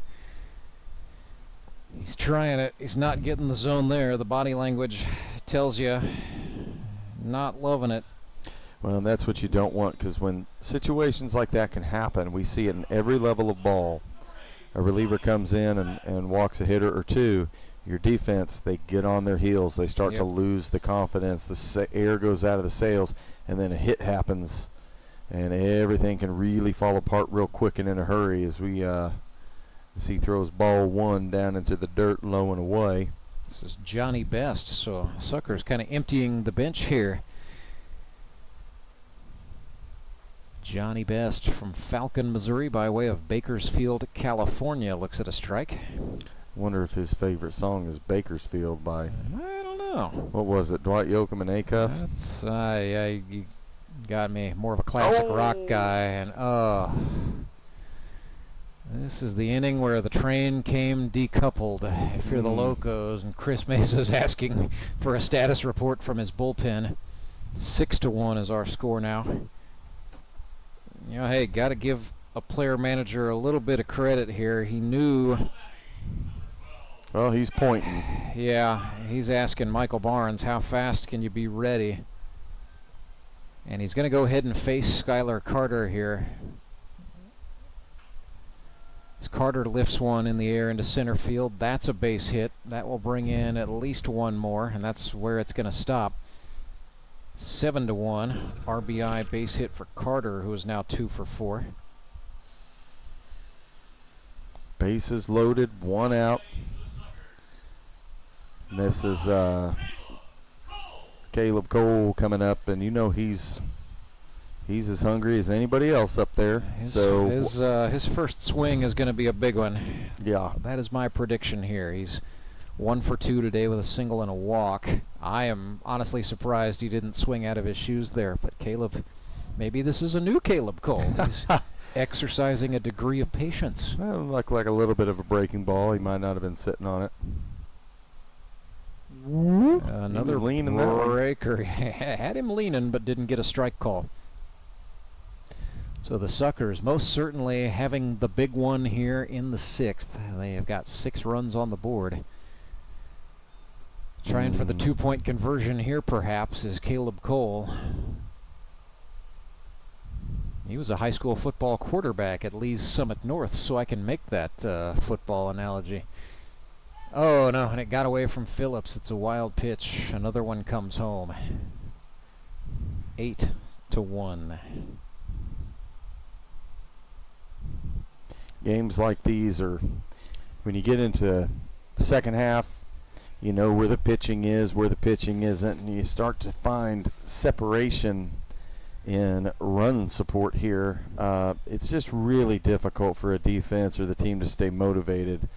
The other team, however, on offense, like the Suckers right now, it can go either way. You have some players who, man, we got this lead, this is great. You got other guys going, wait a minute, no, I want a run game. I want a challenge. I want I don't want to have that big of a lead. That doesn't make it as fun. And as my daddy always said, you know, when you get a 5-run plus lead in a ball game, you better have some good stories ready to tell, because you're going to have to fill some airspace to make it entertaining. And you know, back in the day when we used to listen to Jack Buck and Mike Shannon, and you'd hear the stories of old with Gibson and Brock and all those guys, and back in the day with Ozzie Smith and Willie McGee and Tommy Herr, one of my all-time favorites. You know, you get those old stories, and I've always kind of wondered, when you and I sitting up here in the booth, I'm like, man, I wonder if he's got some just dandy stories of the grip and rip, because I've only been in, this is my 3rd year, right?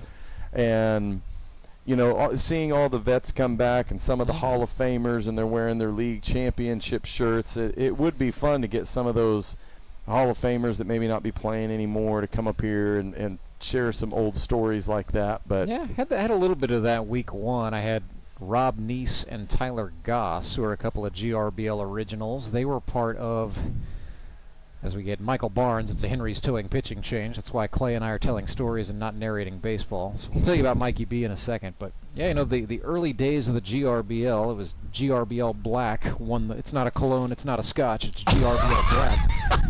That was the team. Oh my gosh, I think I just lost my partner. The joke's not that funny. No, I thought that was pretty good, seeing how I'm a Crown Royal Black kind of guy. Some of the regular viewers are like, Rance Berger tells that joke at least once every Sunday, it seems. Well, I guess I didn't know it, because as soon as you said it wasn't a cologne, I thought, how many colognes out there are, whatever the title is, it's always black. Polo Black, Clay. It's good smelling stuff. I might spray some on right now, matter of fact. I'm not going to break it out of the bag here. So GRBL Black won the first championship, but the losing team in that game was GRBL Red, and the manager was a guy named Justin Skinner. Played his... Folks, he literally sprayed. I just literally sprayed cologne just to make the joke go harder. I smell good. Smells better than me. I'm a sweat sack over here. Now I smell like cologne on top of my sweat. But yeah, so Justin Skinner did not like the taste of defeat that was his to taste after that first GRBL final. So we came back the next year. The league expanded to 6 teams, and Skinner guided the Springfield Cashews to victory. That had some GRBL favorites. The Cashews? The Cashews, yeah. So, that year, so there was 6 teams. They had the Springfield Cashews, there were the Queen City Slickers, the Table Rock Lake Monsters were the other finalists that year. Oh. We've still got some old original Lake Monsters. That's a name I wouldn't mind coming back. Yeah. We had, oh gosh, the 66ers was a name. Oh, for like Queen City 66ers or something like that? They're like, well, you know, historic Route 66, as Courtney Spitz found that one off of his own leg from Michael Barnes. I'm going to have to look up the last 2 names because it's...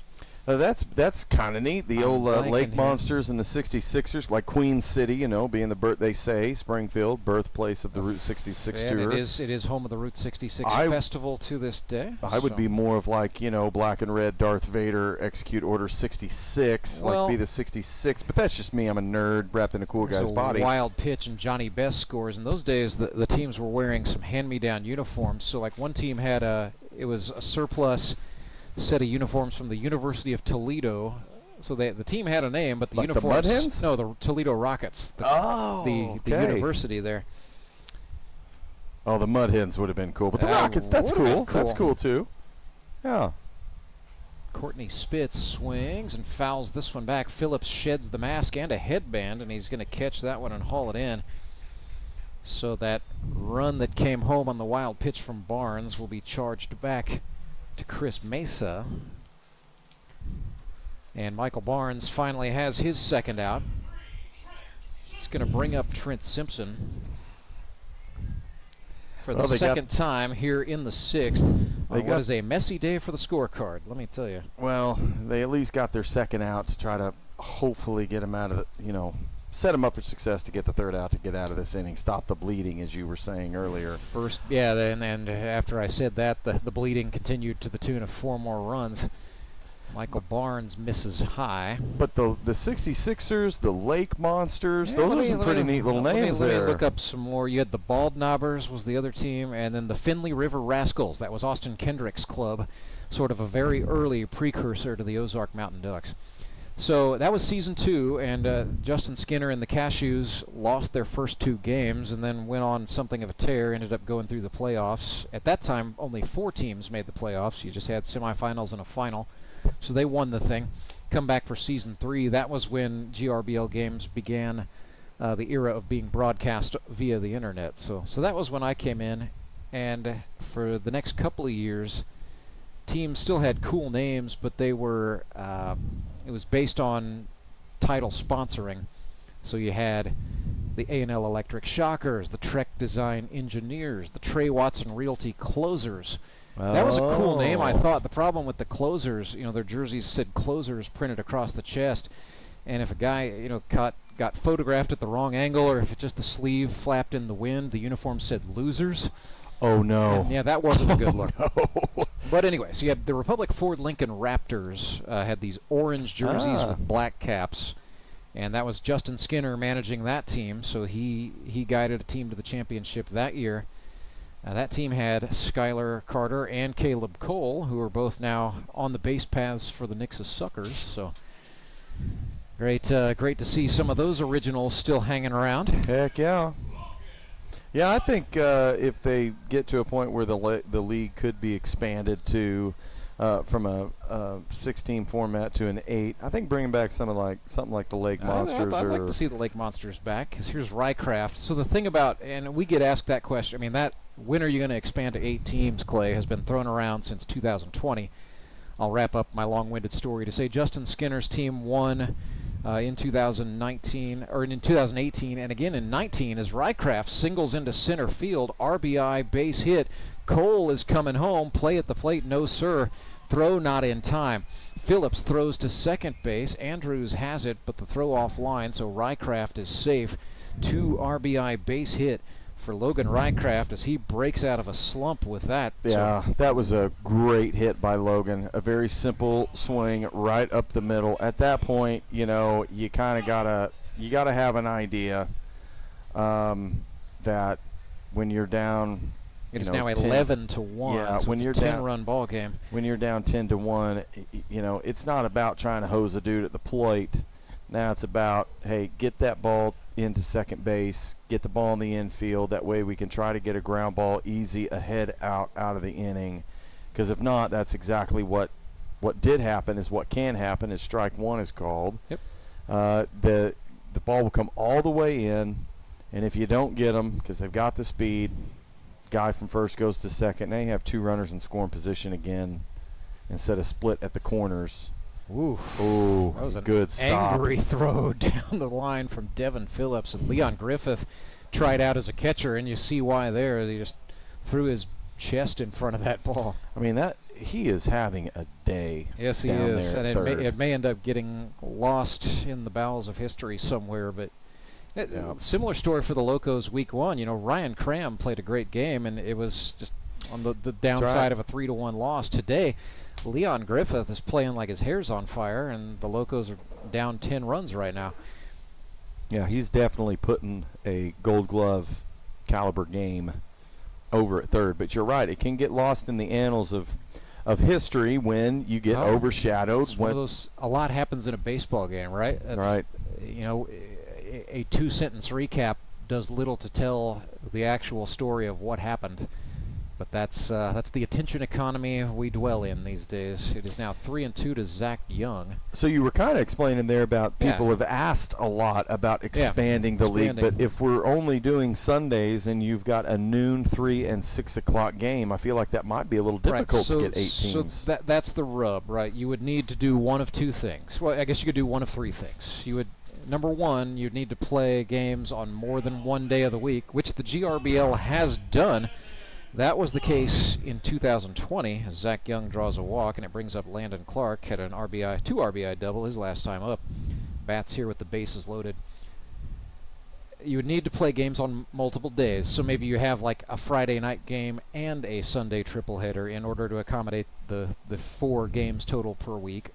That's one option. You could, I guess, start a game at 9 in the morning which would be wildly unpopular, I have to feel, as some players seem to have trouble showing up on time for the noon game on Sunday morning. Noon games, as a former player and now just kind of assistant coach being a part of it, noon games are tough because, you know, there are a lot of guys in our league, you know, we like to go to church with our families, and we're not pushing that upon anybody. It's just that's what we do. It's a hindrance to the church-going crowd. It's also a hindrance to the party crowd. Right. So Can be. So it kind of catches both ends of the spectrum, if you will.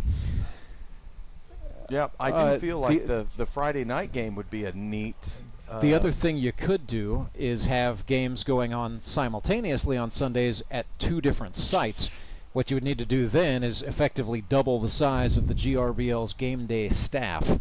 Yeah. So you would need to have 2 Rance Bergers, 2 Daniel Davises, 2 Jacob Houses. That would be rough. 2 Schuyler Bartlemies. I mean, that maybe that's possible, as Michael Barnes got Landon Clark down on strikes to get us out of the top, but not before the Nixa Suckers put up the big one, 10 runs in the 6th inning, in which they batted around and then some. So those are the factors at play. You either need 2 stadiums and 2 staffs, multiple days, or to start early in the morning.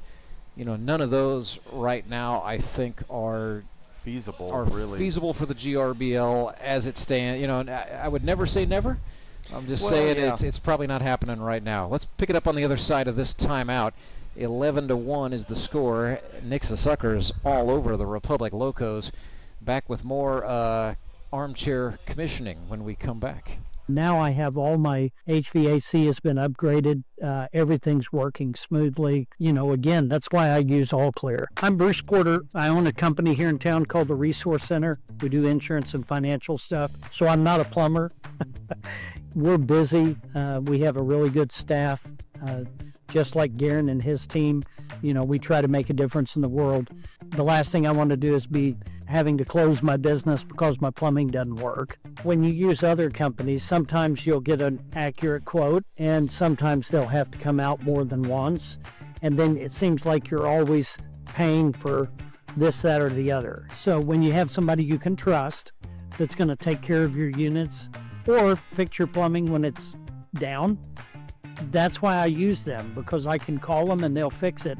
And I never have to worry about pricing. I never have to worry about what if I need them to come back. They've always been willing to come right back out and make sure it's right. We called All Clear, and I'm glad we did.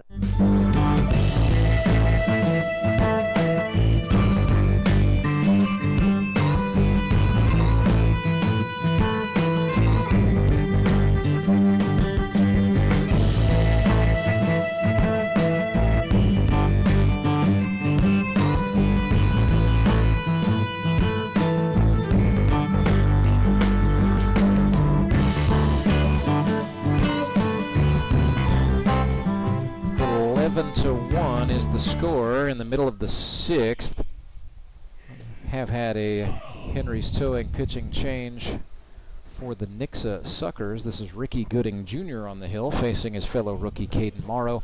We'll mention this is a new rule in effect for the GRBL this year. It is a run rule. If the margin is 10 or more runs, the game can end after 7 innings. So we are on track to have that. Goodness, Ricky. That was just a little high and tight. Yeah. How he got out of the way on that. I'm a more turn and burn. Let it burn your back and turn into it. As Gooding fires an 81-mile-per-hour fastball for a strike, and it's 1-1. So this one may end after 7. We got baseball night in the Ozarks coming up tonight at 6 o'clock. Metropolitans and Mavericks. And we can tell you announced starting pitchers for that one. It'll be Logan Wiley for the Metropolitans. A.J. Musser gets the ball for Moon City tonight. Well, back to like you and I were talking. The format, right? What if the GRBL expanded? What would have to happen? Well, it just seems like that would be so difficult logistically to work out, to get 2 extra teams. Because if you do play it on Sunday, yeah, I love baseball. Do not get me wrong. I don't mind watching baseball tonight at 9 a.m., but going out there and playing and managing at 9 a.m., it kills me, and I've got, fourth graders to coach in it. We tend to leave that kind of thing to the kids, and I think just a 9 a.m. start is just not. It's not who we are. It's just not what the GRBL is about. So that's probably out of the question. Maybe we do get to a time and a place where if a stadium is available on a Friday night, like that was the situation for the GRBL in 2020. We had a Friday night game that got started at 7 o'clock, and then we would come back on Sunday and play a doubleheader at noon and 3. What we ran into a lot with that, and it was the number one, the reason why that was possible, it was because the COVID-19 pandemic was happening, and so less baseball was being played. There were not youth tournaments happening all over the place, and so the folks in charge of U.S. Baseball Park at the time said, sure, like the ballpark's open, you can come open it up and fire it up. And so we said, sure, we'll try it. But what we ran into with the GRBL is that we had a couple of games where it was hard to get full rosters. That Friday night game was tough, especially for a lot of the guys who commute. The guys who were driving 2 and 3 hours to come play baseball on Sundays were having a real hard time with Friday night. So then, certain players could take vacation time, so they were taking time off of work to accommodate the Friday game, and some guys just were flat out missing. So we were having some roster moves, some temporary transactions where players went out on loan. And that is built into some of the rules of the GRBL, but it's not, again, it's not ideal, most certainly. But we got it done. 2020 was fun. We played baseball in the midst of a pandemic.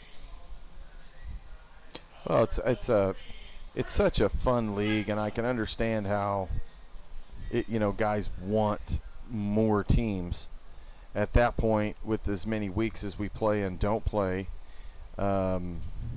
there would be teams that you only play one time instead of playing twice. You would go to 2 4-team divisions, and you would figure out how to fill out the schedule. And maybe it's not a 7-week regular season. Maybe it's an 8-week regular season. I don't know. Right. I don't know what the answer is there, Clay. No, but it's neat to think about. It's neat to think that we have a possibility. You would love to have enough talent where you could say we need 8 teams, right? Right. That's 8 rosters of 15 instead of 6, so you're talking about 120 players, possibly, or at least 110. Some teams would probably have some 14-man rosters, but you wouldn't really want to go any less than that, I don't think. 2-1 to Mesa, by the way. Locos have runners on second and third. It's a wild pitch. Here comes Morrow coming home. He is safe, and that cuts it to 11-2.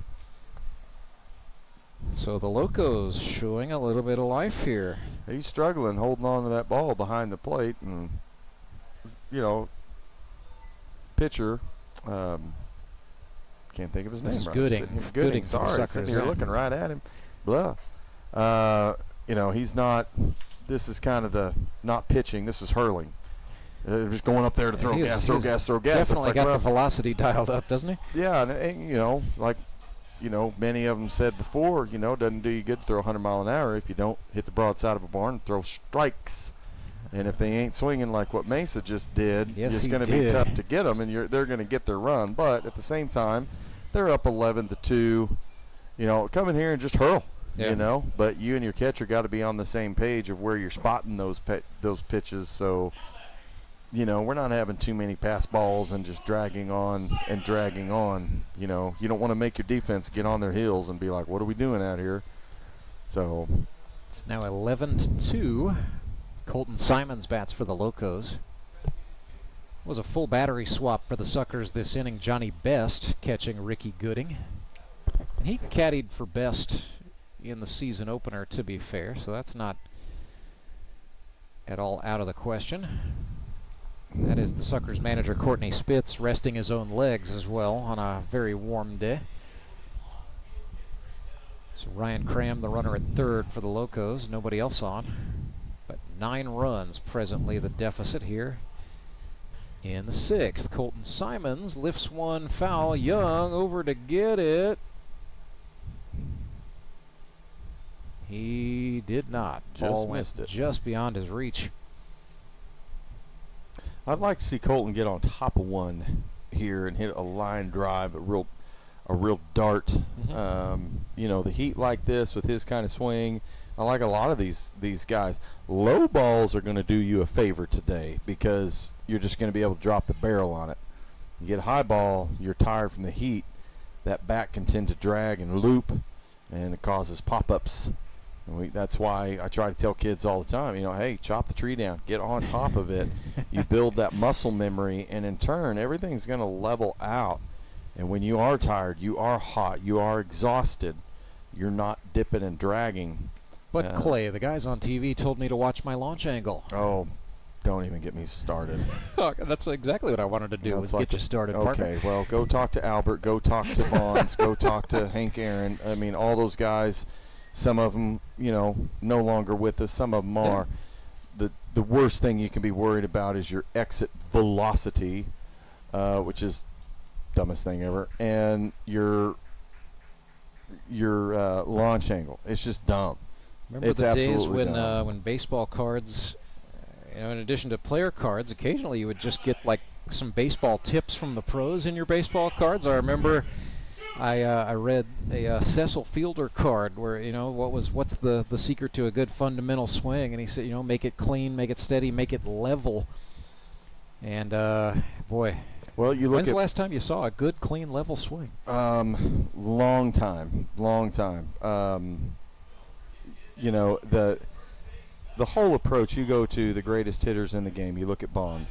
You look at I would put Pujols. Albert Pujols in there for sure. You know, Bonds got cut a little short.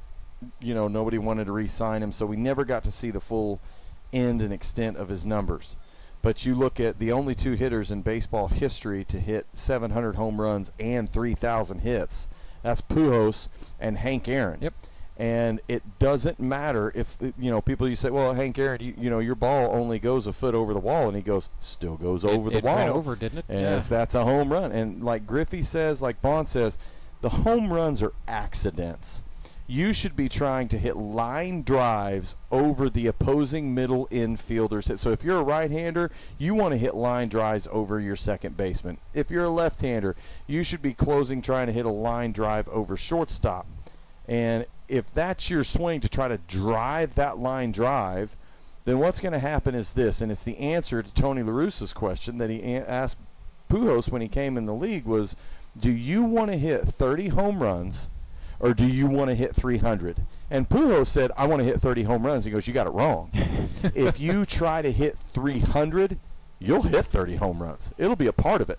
Well, speaking of launch angle, Leon Griffith illustrated that nicely. Rycraft back in front of Schuyler Carter to rob him of the catch. That was interesting. But gold glove on gold glove crime there. Nonetheless, that does retire Leon Griffith. Locos did score a run on a wild pitch, so it is now 11-3. The scoreboard showing up 12-3. That is not... I have to go back and look at that and do the math. I don't think that's right. I think it's 11-3. That's 11-3. Michael Barnes swung and fouled that one off. So yeah, they put the run in the wrong spot, I think. Should be 11-3, guys. We'll reconnoiter that, but we will proceed business as usual.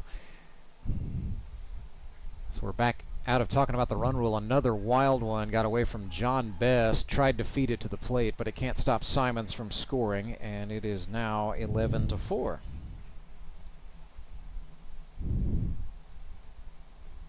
And just back to the hitting piece, kids, you know, people are trying to talk about launch angle and exit velo. I mean, let's just go back to science class and realize there's no velocity in baseball, so you understand the definition of velocity and what science proves and tells you.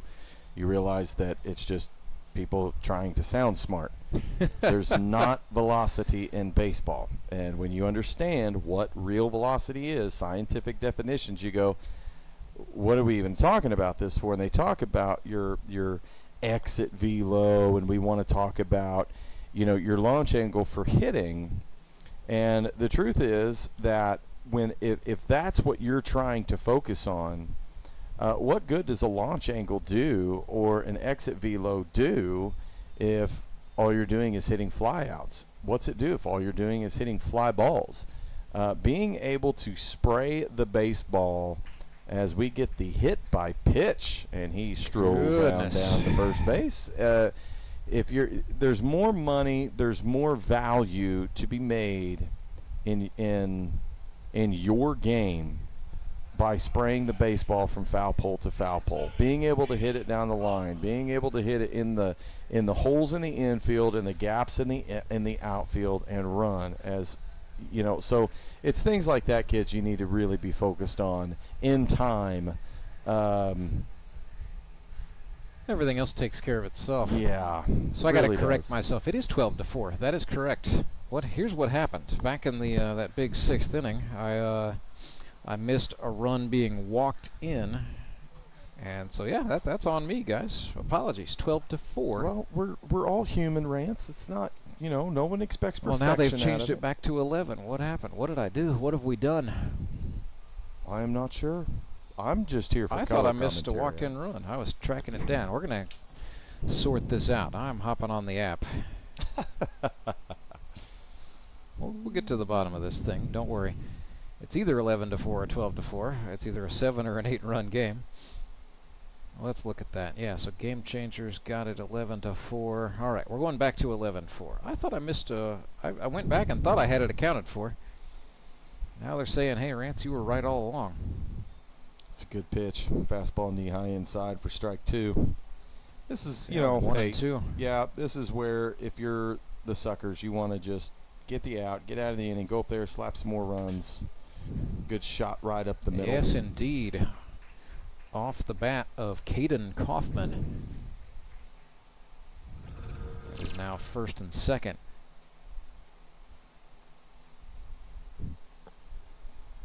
A single into center field for the newcomer Caden Kaufman. So he's in the hit column against his brother Caleb. There you go.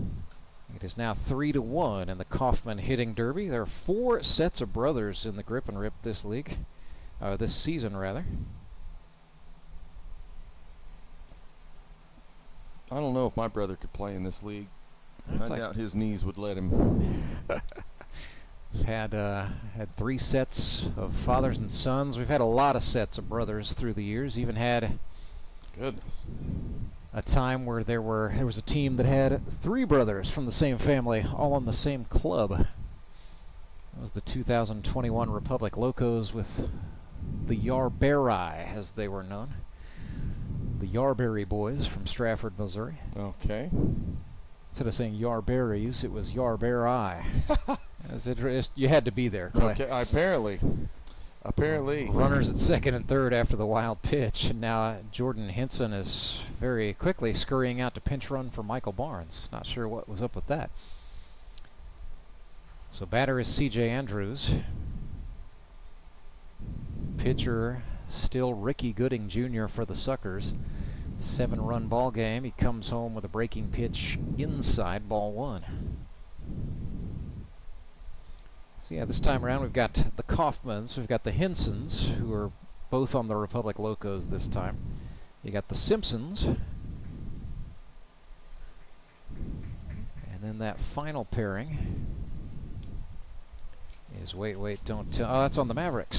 That is the Kellerstrass brothers.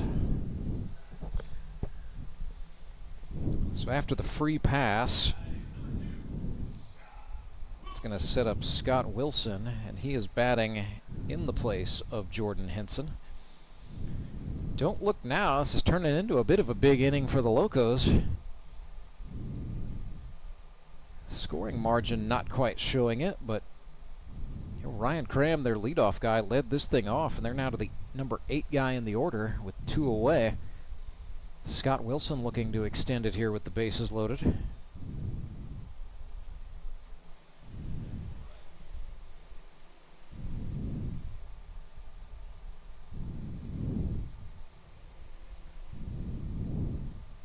This game also has hit the 2-hour mark, so we will watch for 35 minutes from now, I guess. Oh, there you go.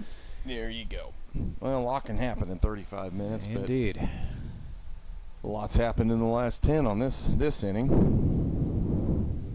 Good pitch. Yep. A little bit of sweeping action for a called strike, and it's deuces wild. 77 miles per hour from Ricky Gooding to Scott Wilson. 2 balls, 2 strikes, 2 outs. Gooding trying to wiggle out of this thing. Swing and a chopper up the middle. Rycraft flips behind the back to Caleb Cole. A little bit of razzle-dazzle with your fielder's choice. And Nixa gets out of the inning with the score. 11-4. Suckers lead the Locos. We are back with the stretch inning right after this. The Fuel Forward app is a go. Fuel Forward provides quick and secure payments and everyday savings on fuel at your local Rapid Roberts to keep you moving forward. Download today and save up to 20 cents per gallon on your first fill-up. Then save 5 cents per gallon every fill-up after that. Driving just got a whole lot better thanks to the Fuel Forward app at your local Rapid Roberts.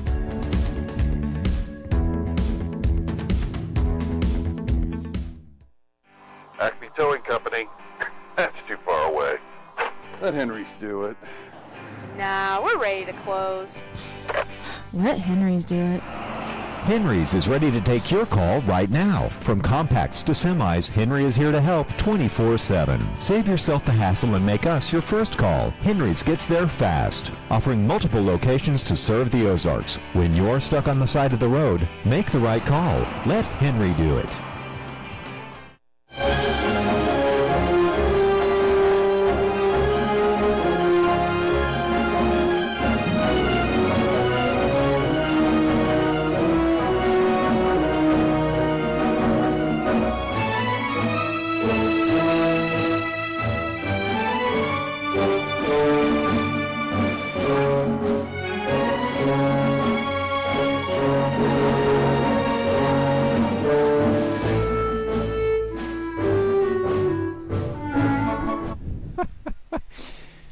Trying to wave to my daughter Kate. She's looking up and waving, but in no way is she looking at me right now. But hey, sweetheart, good to see you.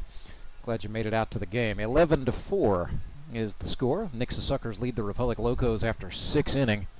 Appears this game is destined for the 2-hour, 35-minute time limit, unless we see some heroics from Locos hurler Michael Barnes here. So Mikey B, a former surgical assistant who now works in the banking industry. What he told me was, you know, I get to use my people skills a little bit more working for the Bank of Missouri when I was a surgical assistant. None of the clientele really cared if I was charismatic or not, because they were all under sedation. Cold. Yeah. Michael Barnes from Fort Scott Community College finished out his college baseball career at Drury University. Has been in the Grip and Rip since 2022. First time he has not been a member of the Moon City Mavericks. Matter of fact, on his tryout form, he wrote that his special talent was getting drafted by Daniel England, but he pitched very well in 2024 with a 3.33 ERA across 18 innings of work, and so Chris Meza and the Locos jumped up and got him this time. Still looks weird seeing Michael Barnes in anything that's not a Mavericks jersey, but here we are. He is going to face the bottom part of the order for Nixa, beginning with Seth Burns. I think that's another thing that would be kind of neat to bring to light to our fans, and maybe even some of the players, of, you know, why does the Grip and Rip do such a big draft every year? Why don't players stay with the same team? How does that all work? In a word, parity. Okay. To say it in more complicated terms, it's just been it's just what the first 2 years it made sense, right? You had to start somewhere, but then the second year, expanding to 6 teams, Tony just thought, hey, let's level the playing field. And kind of what they found out was, a lot of players, did like getting to play under different management, getting new teammates on an annual basis. It was just kind of that feeling of having a freshman year every year, if you will. Okay. And there were of course managers who had their favorites who were drafting them over and over again. That happened. Justin Skinner, who had the back-to-back Howard Bell Trophy championships, drafted Daniel England for all of those, and that's why Dano's name is on the bell 5 times. is because he was on 3 winning teams with Justin Skinner after his initial year with GRBL Black. So yeah, managers had some favorites, but nothing was guaranteed, as Barnes issued the walk to Seth Burns to get us started here in the 7th. That's Seth's second walk of the day. But yeah, the idea was, at first, was let's spread the talent amongst the teams. Let's level the playing field.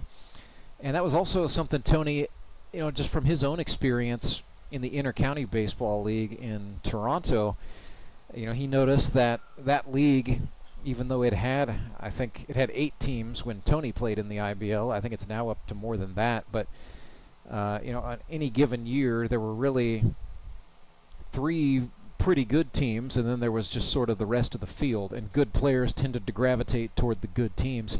Tony also experienced that playing overseas in France, where French baseball was even more political, where there was one super team, and then everybody else was kind of left fighting for the scraps. So that's wanted to create this idea of being able to anybody on any given Sunday, right? And the best way to do that is to wipe the slate clean and have a draft every season. It does create certainly some high stakes and some high pressure. Not everyone likes that. We've had returning players go undrafted. I mean, there is another edge to that sword that is the GRBL draft. There are cuts, and there is heartbreak every August. It happens. Johnny Best, good piece of hitting there by the rookie from California, sending one out into center field.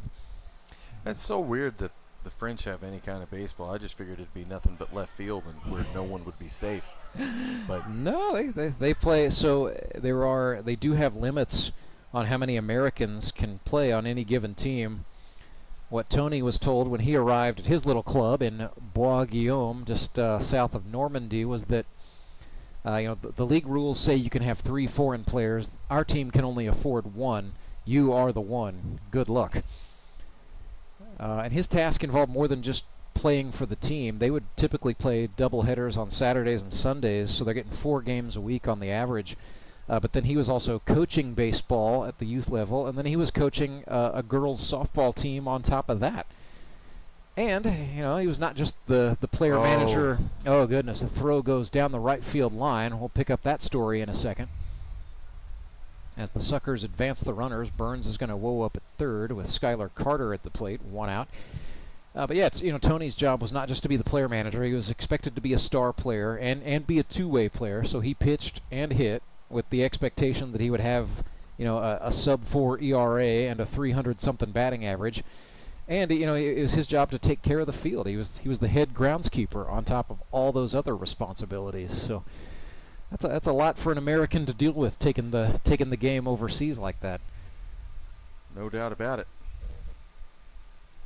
But if you ask Tony about his time with the Bois-Guillaume Woodchucks, he will just wax nostalgically. It was a season and a summer he cherished, I know. 2-2 here to Schuyler Carter. Michael Barnes battling back.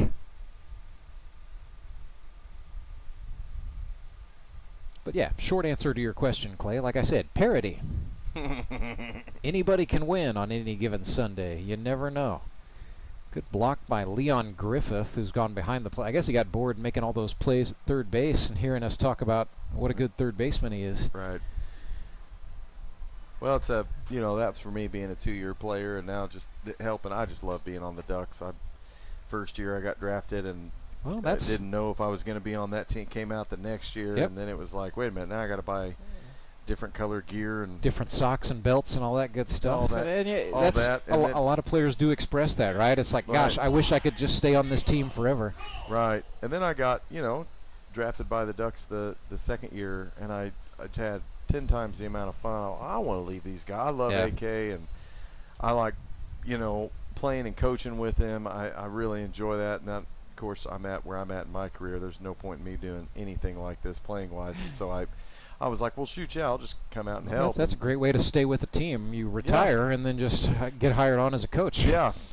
Not that, I do anything spectacular or difference making or definitely Yeah, don't make any money out of it. I saw It's you go just to the fun. pitcher's mound today. I mean, you did something. Well, I got asked if I was going to go. You going to go out there? Are you going to go out there? That's literally what happened. Well, okay, I guess I am, and that's fine. You know, went up there and you got to calm Mason down a little bit and go, hey man, you got 2 outs. The approach is low and outside, not up and in and around everywhere else over the zone. 2-0 to Caleb Cole. Swung that one with bad intentions, but it stays on the infield. 2 hands. Caden Kaufman is there to make the catch. And went out there, calmed down. Well, next hitter we got the pop out we need. We got the out we needed. But no, I love coaching third, and it's interesting, you know, talking to guys even in this league. They still have a lot of knowledge to gain and a lot of development to do, even though you're only playing once a week. But just the mental aspect of what to do on base paths, what to look for, the aggression, the patience. Yep. It's a different type of league. Regardless, there are still, no matter what league you play in, the basics stay the same. Sure. And some of the guys kind of wondering about that, and it's really interesting to just talk with guys, and it's fun. I just love talking baseball with guys, young kids, because I equally know they're going to be coaching little kids. Right.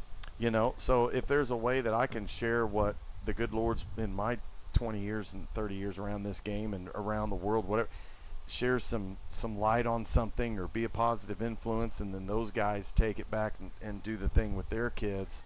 I mean, just being a positive influence and hey, open your eyes to a little bit more of the game.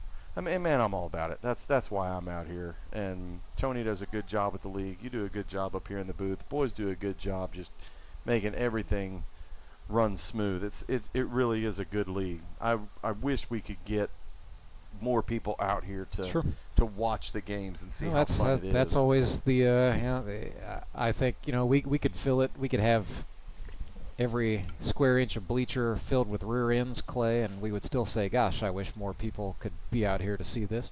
It's just that's always going to be the sentiment, I think. But, you know, hey, that's what keeps you coming back. There's always something more you feel like you could do.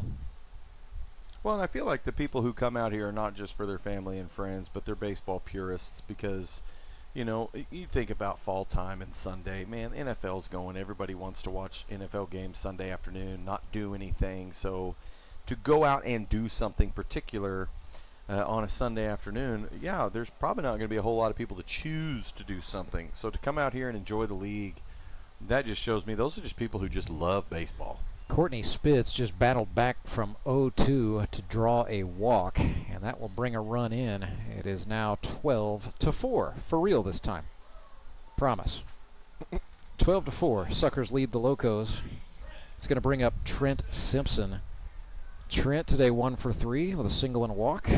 Coming up to some Billy Squire. Give Trent Simpson a lot of credit. He has had The Stroke as his walk-up song every season he has played in the GRBL. You gotta admire the consistency.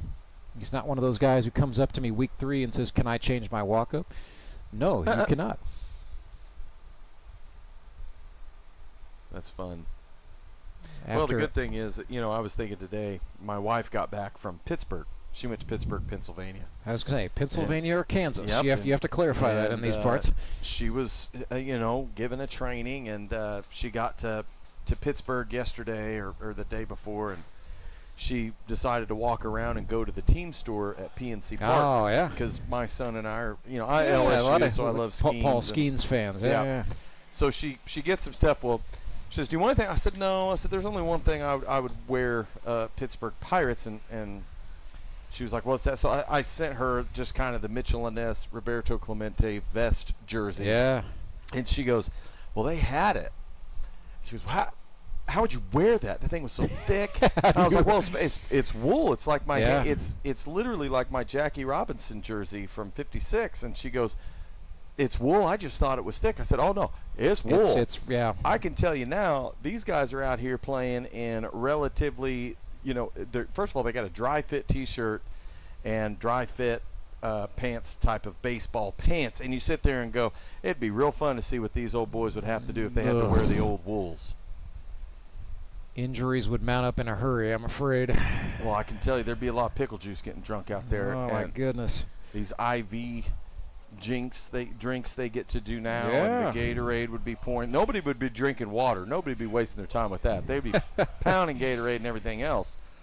But you think about back in the day of, Yeah, they were doing it on H2O and tobacco juice. Oh my gosh, smoking cigarettes in the dugout, tobacco out there, and they're just drinking water, maybe even some beer, and they're out there playing in this stuff in wool uniforms, double headers, not just one game. Yeah.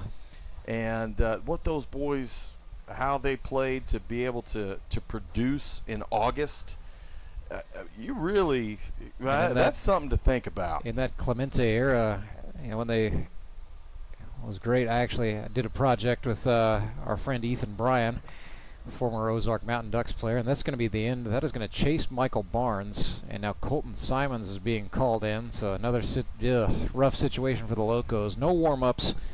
They're going to call Colton Simons on to pitch to Logan Rycraft with the bases loaded. So anyway, Ethan Bryan and I did a thing where we went back. This was during the COVID-19 pandemic when people had time to do things, but all of the audio of the radio broadcast from the 1960 World Series between the Pirates and the Yankees survived. There is there is only video of Game 7, but the radio broadcast, it's all there in all its glory out there on the internet. So we went back and listened to those games as they were broadcast and did blog posts where we would just listen, pick up on what we noticed. So of course, I was listening to what the broadcasters did, and it was kind of like in the GRBL. They were talking about what players' jobs were in the off season. Yeah. Well, if you won the MVP, you got 2 thoroughbreds. You got a quarter horse or something, because back in the day, also you got a year's supply of Gillette razors, because that was basically the only company that was willing to sponsor baseball. It's just all very interesting how far it has all come. And I think the MVP of the World Series got a Chevrolet that year, if I'm not mistaken. But hey, I'd take a 70s. Well, that was what?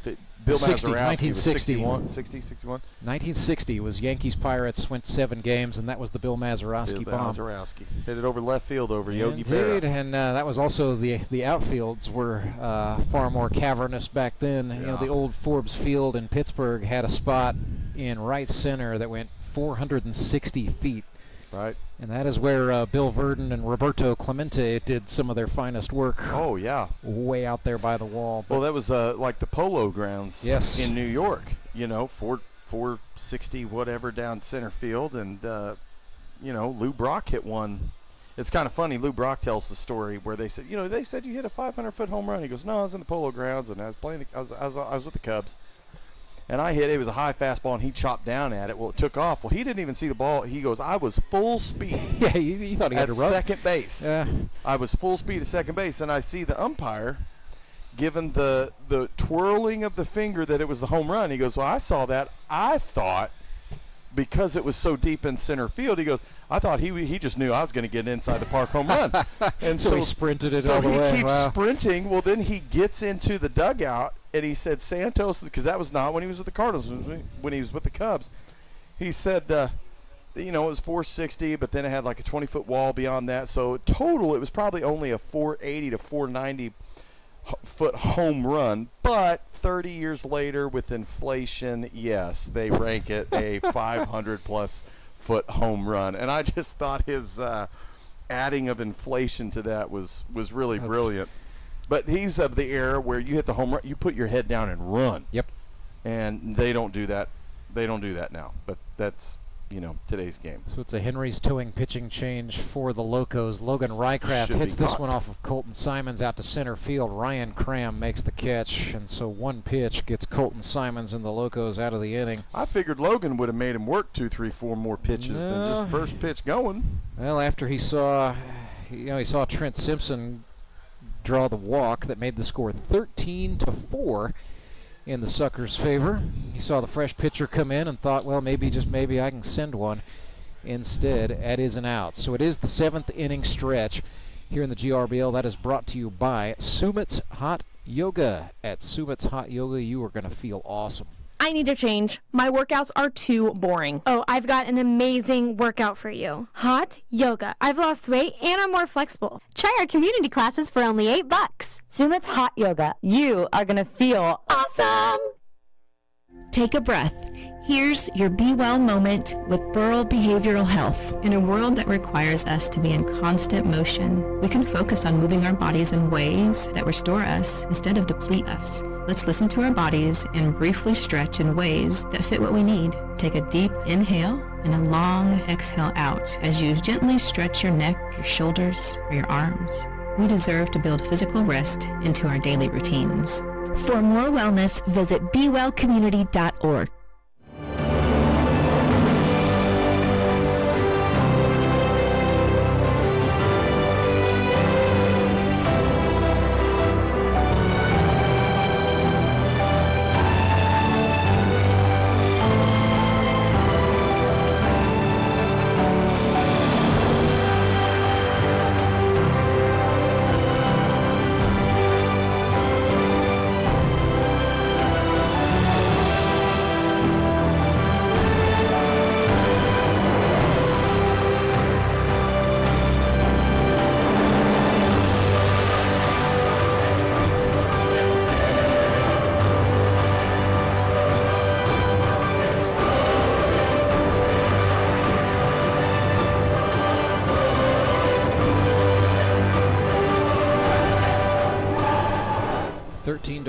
Nixa Suckers lead the Republic Locos bottom of the 7th. Ricky Gooding's first pitch to Devin Phillips swung on and missed, strike one.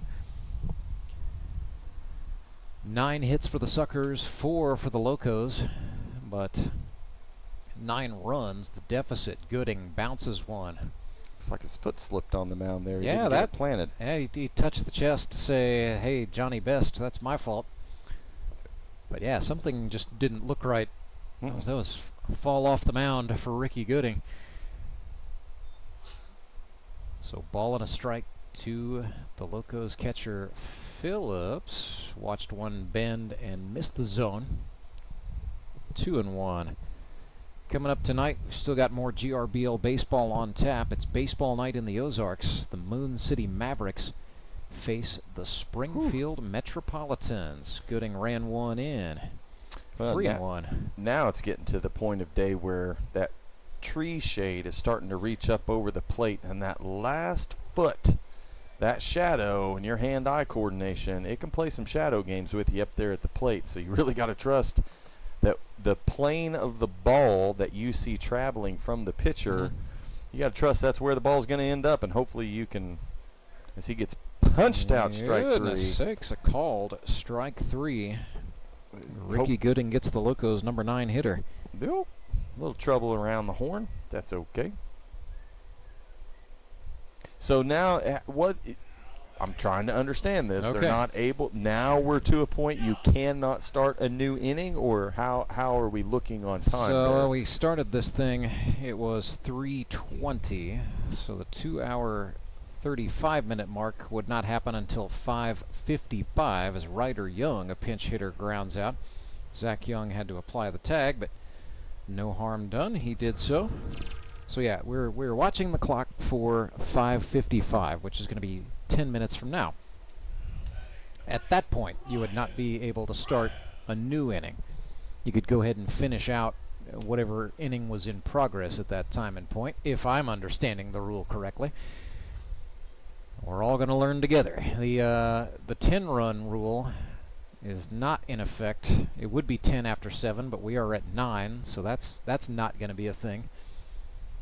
So at this point, what we're probably looking at. It all depends on how quickly the Locos go down here. If Ricky Gooding gets Ryan Cram here in a decent amount of time, we're probably going to go ahead and play the 8th, and that will be it. Unless Tony Lewis and Steve Lale carry out some sort of conspiracy and just throw in the towel early and say, hey, let's just start the 6 o'clock game on time. The 6 o'clock game's not going to start on time. It's going to be more like a 6:20 start, I do believe. Gooding's 2-1 pitch to Ryan Cram is called Steve Reich to make it 2-2. Yeah, definitely we're seeing the crowd start to mix. See some people in some Moon City and some Mets gear. So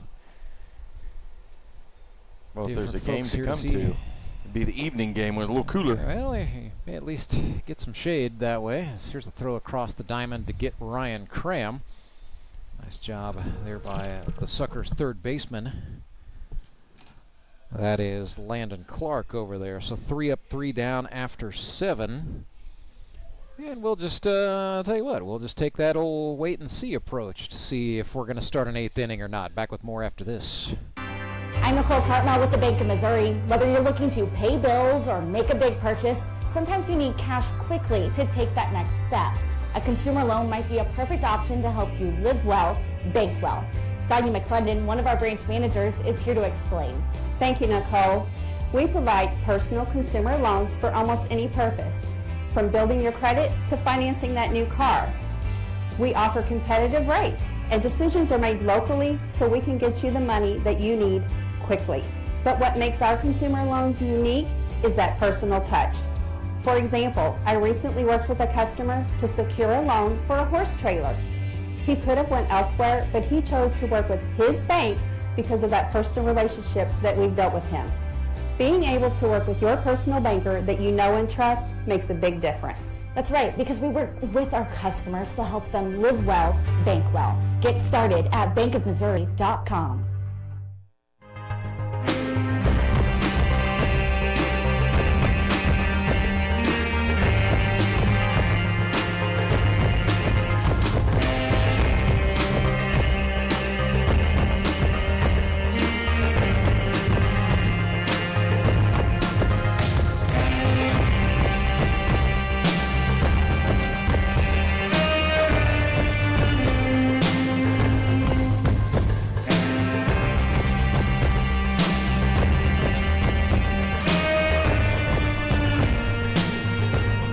We're going to get an 8th inning. Colton Simons on to pitch for the Republic Locos. They are trailing 13-4. So if you are rooting for the guys in the Vegas Gold, your hope is that Colton Simons can somehow, some way generate a nice 3 up, 3 down inning and put your boys in position to have a nice, big, long bottom of the 8th. If you're the Suckers, well, scoring more is not necessarily going to help you. You're just trying to get out of this thing and go home. Yeah, that would be my guess, was the Suckers just look to put a couple 3-4 runs on the board real quick. Should be. Come in, shut them down, and go home. I do believe it's going to be Zach Young, Landon Clark, and then Seth Burns if... Well, they could re-enter Averyhart, I guess, but that's the deal. Definitely going to be Zach Young followed by Landon Clark. That we know is true. Just trying to look and see. I'm going to have to... Somebody's going to have to win player of the game out of this hot mess of a scorecard. Elite Promotions, Elite Performer of the game. Got a couple ways we can go here. All right, I think I've got our man. All right. I'm leaving you to figure it all out. I'm here for color. There's a lot of figuring. So here's Zach Young. He is playing well today. He could perhaps make a case for himself. 2 for 3. 3 RBIs and a walk. A little bit of a late entrant to the... I may think about Zach Young. We'll let this at bat decide it.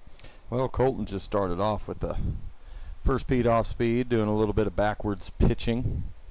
Here I would just say, you know, when you're down 13-4, it's kind of to a point, all you got to worry about, throw strikes, throw good consistent strikes, just let hopefully your defense back you up.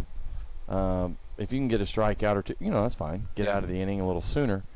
The main thing is don't come in here and throw ball after ball after ball after ball. Get your defense on their heels. That's what got the Locos into this mess. Mm-hmm. The 1-1 to Young is outside. Very interesting. So Zach Young, I mentioned, played in men's leagues in Iowa for the better part of a decade before he and his family returned to Southwest Missouri, and he found the GRBL. Colton Simons is from Las Vegas, Nevada, and he played in some MSBL leagues there before his family moved to Southwest Missouri, and he found the GRBL. So it's guys with some men's league experience in other places. Now playing on Sundays here in Springfield. Young is ahead in the count here, 3-1. Breaking ball, no. That's exactly what you didn't want if you're Colton. Yep. And that's just such an unfortunate and terrible spot to be in when you get called into pitch and you look up at the scoreboard and you're like, man, we're down by, 10 runs or so. It's kind of, why are you calling me in, man? Yeah. Like, but at the same time, it's like, well, the game must go on. And you just want to put forth a good effort. You don't want to go up there and get rocked by any means. Certainly not. But at the same time, it's like, yeah, but I don't try to do too much. Go in there and just be consistent strike thrower. If they're going to hit, let them hit. I mean, they've hit all game. Time is called, and so Jake Uber is going to run for Zach Young. That should not be. That's a pinch runner off the bench. Starting pitcher. Yeah, and that's not. I don't think that's a proper substitution there. I don't know the GRBL. But look, it's a 9-run ball game. I don't think they're going to throw anybody in baseball jail today. Nice rip from Carter, and that's going to get through. Uber running for third. Slides in. He is safe. Yeah, he's safe by about a foot. That was close. Pretty aggressive stuff from Jake. But hey, he's been sitting in the dugout for a while, so he just wants to run. He wants to move. I don't blame him. I don't blame him. If you got to sit in the heat, it's better to run in the heat and just sit in it. Watching everything else transpire. That was a good hit down the line. Chris Mesa spread out for it. He just off the end of his glove, and man, that's just a motivation killer for you down there. If you're the Locos, you're just looking for anything that might resemble a sign of life.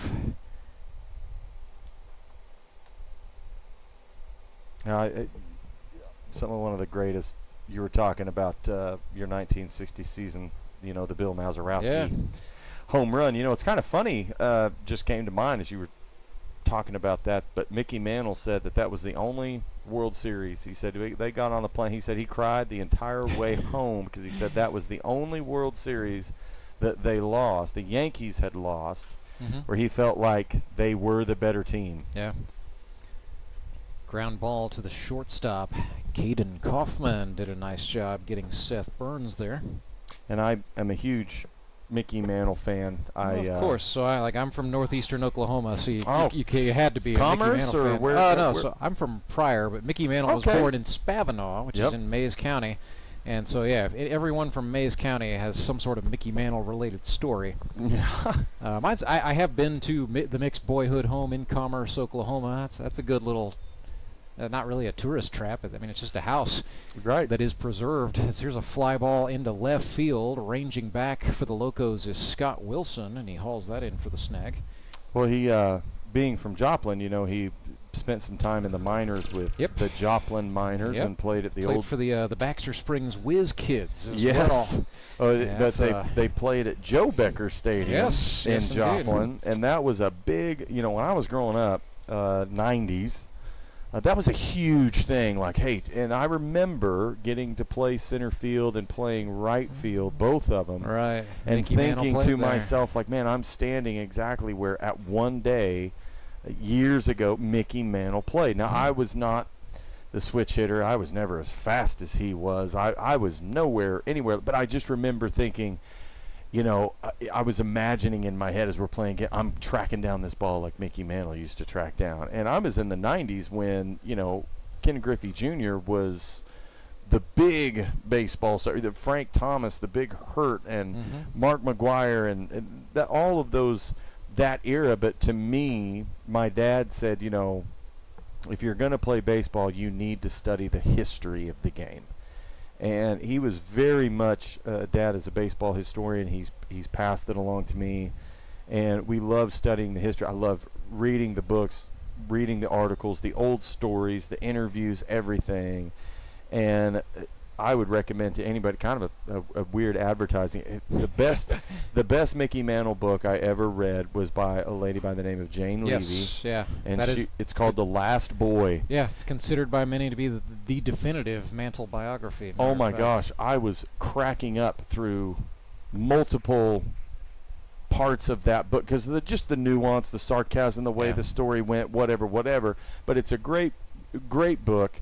But just being able to play in a place, and I'm sure some of these guys they've each got pro connections somewhere, but to be able to play at a place where at one time Mickey Mantle did was really special for me as a kid growing up. And you coming from Oklahoma, and then here we are talking about the Yankees and just Mickey, it just brought it all back to my mind. I thought, oh man, that's just fun stuff.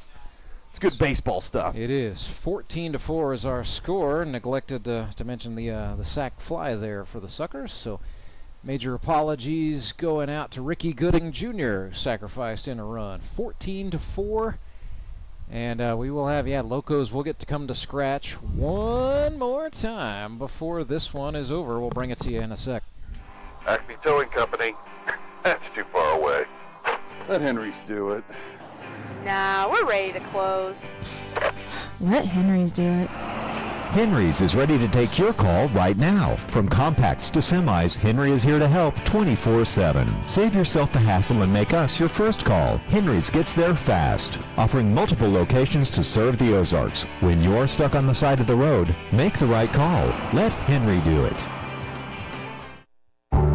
At Central Bank, we've brought the home loan process closer to home. All of our lending decisions are made locally, right here in your community, so you get quick answers and loans that are tailored to meet your needs. So whether you're just starting your home buying journey or well on your way, Central Bank can help turn possibilities into realities. Apply online at centralbank.net or any of our convenient locations. Central Bank. We do banking better. Member FDIC, Equal Housing Lender.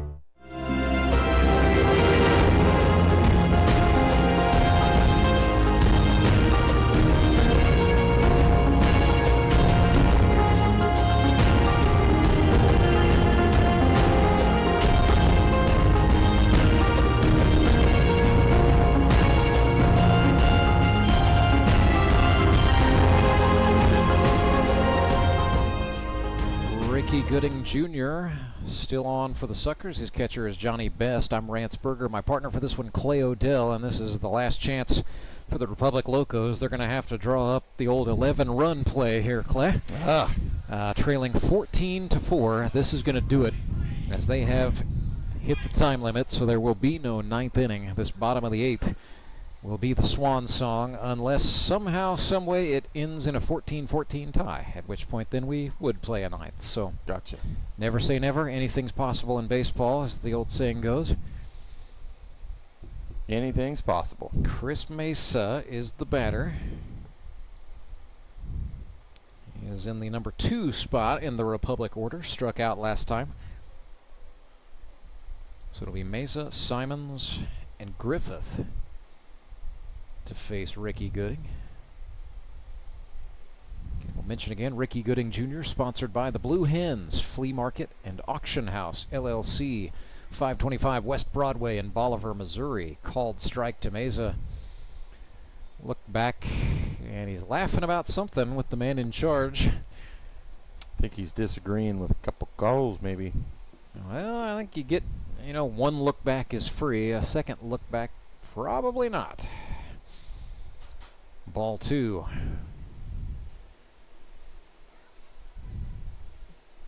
Metropolitans and Mavericks set to lock it up in the nightcap. Starting pitchers for that one, Logan Wiley for the Metropolitans, Anthony Musser for the Mavs, who are saving back their ace Tyler Abma for later in the game, it would appear. Mavericks look to be at full strength, as do the Mets. They get Harrison Waters and Clay Murphy back. That ought to be a pretty good tussle. Here's Colton Simons, nobody out and a man on.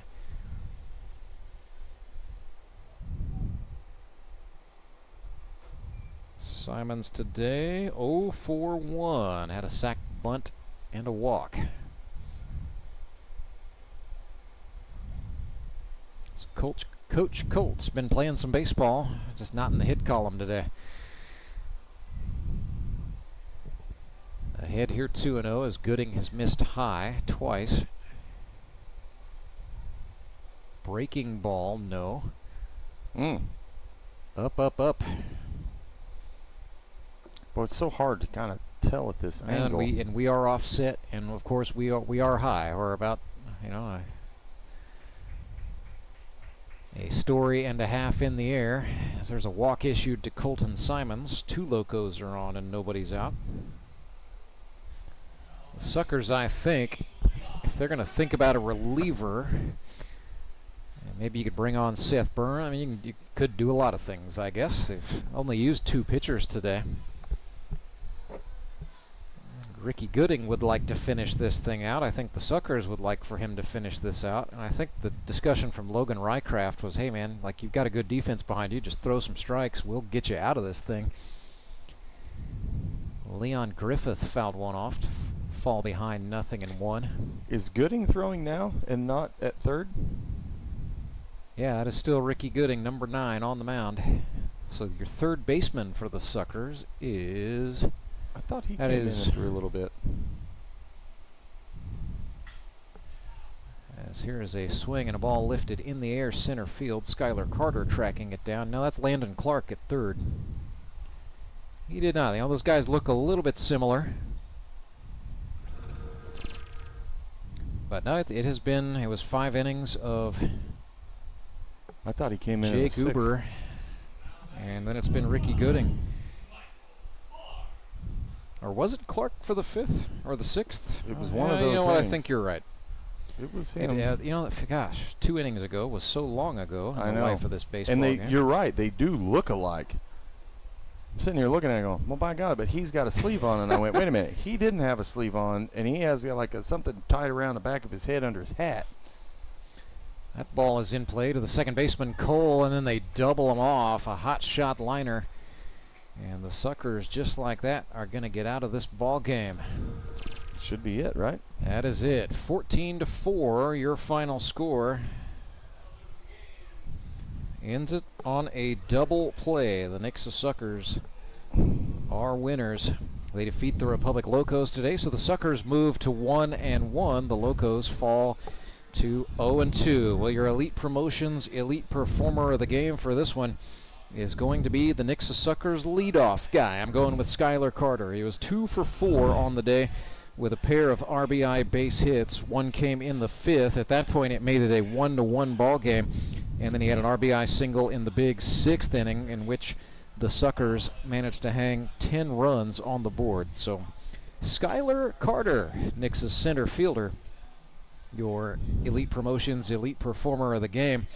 Weird to talk about pitching when the final score is 14-4, but Jake Uber, I thought, and Skylar Hinson for that matter, his counterpart, did very well. Both starting pitchers played tremendously in this one. It was a 1-1 ball game after 5 innings.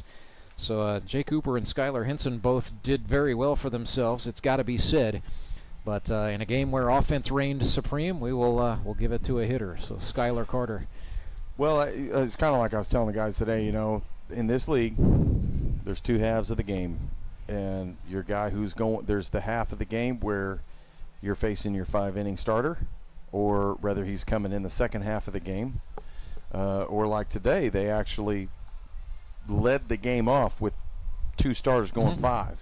And up to the end of, the end of the 5th, you're right, it was 1-1. After that, completely different ball game. And when you look at the scoreboard, you go, one big inning is all it takes. And they got a couple of those today. The Locos had a good inning in the 6th. They slapped a couple runs, but it just wasn't enough. But after you coughed up 10, that's just that's. But yeah, I think like you said, at that point you got to look more maybe offensively and defensively. And I think Schuyler Carter is the guy who got it done, probably the best for both teams today. So yeah, good starts from both pitchers, something to draw on there. But certainly for the Nixa Suckers, rebounding after that Week 1 loss to the Branson Showmen was the name of the game today. So they go to 1-1, and they are in I guess, partial possession of second place in the GRBL South Division behind your 2-0 Ozark Mountain Ducks. Well, it's only the second game of the season. It's early days, but when there's a 7-game regular season, Clay, everything's got playoff implications. So we will see the Nixa Suckers back in action on August 24th. They will take on the Moon City Mavericks at high noon. The Locos back in action at 6 o'clock. That's baseball night in the Ozarks on August 24th. They will take on the Ozark Mountain Ducks. So you're welcome, Clay, for all of the advanced scouting that you got done today ahead of the final game in August. So we will try to stick around, hopefully talk things over very quickly with somebody from the Nixa Suckers, but we'll take an extended break here to sort of collect ourselves after a long one and one that got wild a few times. 10 runs by the Nixa Suckers in the 6th inning propel the Fish to a 14-4 victory over the Republic Locos. We'll step aside, come back, and put a big fat bow on this one right after the break.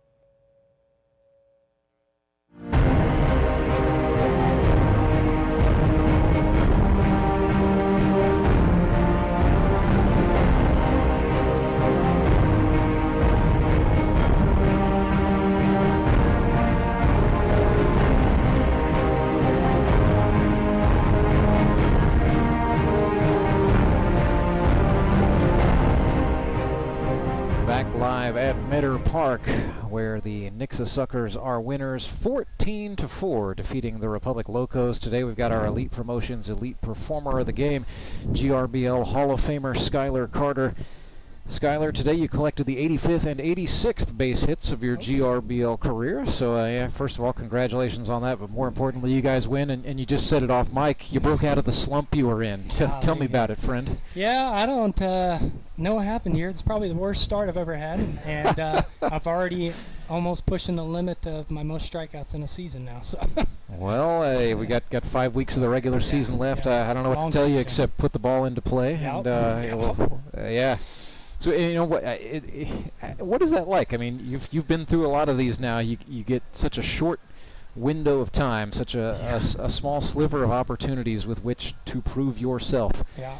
You've been through it, but psychologically, tell those of us who haven't been through it, what is that like? Yeah, it'll eat at you, even though I know if we come out here and play this for fun. Right. Even though we're still playing it for fun, and now that I'm doing some training this year, I feel like I should be better off anything with as much as I've practiced being able to train. But man, it will eat. It's a mint. That's why I tell most of my kids that I train 80 to 70% of this game is mental.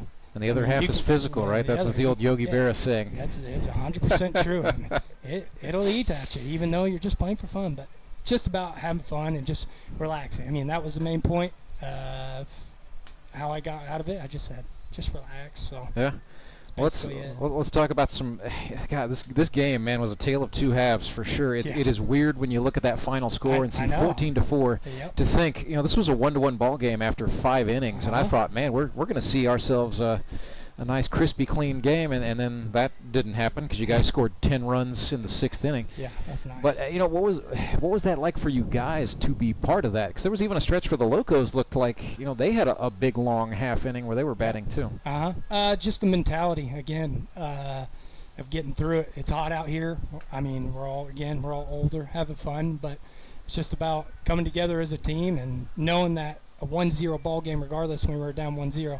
We still got to score runs to be able to do something. So just getting the bat on the ball, like you said, and hitting the ball in play, and things will happen. So how big was that for you guys? And your starting pitcher in particular, Jake Uber, gave up 1 run today, and it was unearned. But that was much more. I know the Jake Uber you were expecting to see after draft day. It feels nice when you're in the outfield and you've got a pitcher who's pitching like that.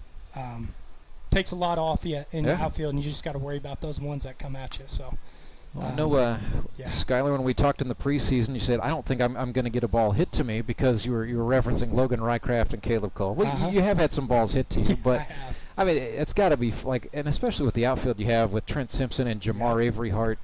That's just got to be so fun to play in. It is phenomenal because I don't have to worry too much to my left or right and know that they have their areas. It's almost like when you think about it, when you're playing zone in football, you got your safeties and your cornerbacks. We're all taking these deep thirds. So you take yours, I'll take mine, you take yours. I don't have to worry about pushing an extra gap to give a little help. So, and our 2 middle infielders, they're phenomenal. I like the little flip Logan did there just to make it a little fun. So we saw a little behind the back on a fielder's choice there, and I know, like Caleb Cole in particular. That's a guy that is a history that goes way back. I got to tell a good 2018 Raptors story earlier today, but I mean, you've been teammates with Caleb Cole before. Yep, a few times now, 3 times I think now. That's this might be a 3rd or 4th here. So anytime you got 2 Hall of Famers on the same roster, that's got to be fun. Yep, 100%. And you kind of alluded to it, Schuyler, but I've been wanting to ask this. Now that you're getting into the instructional game, you're giving kids lessons at D-bat.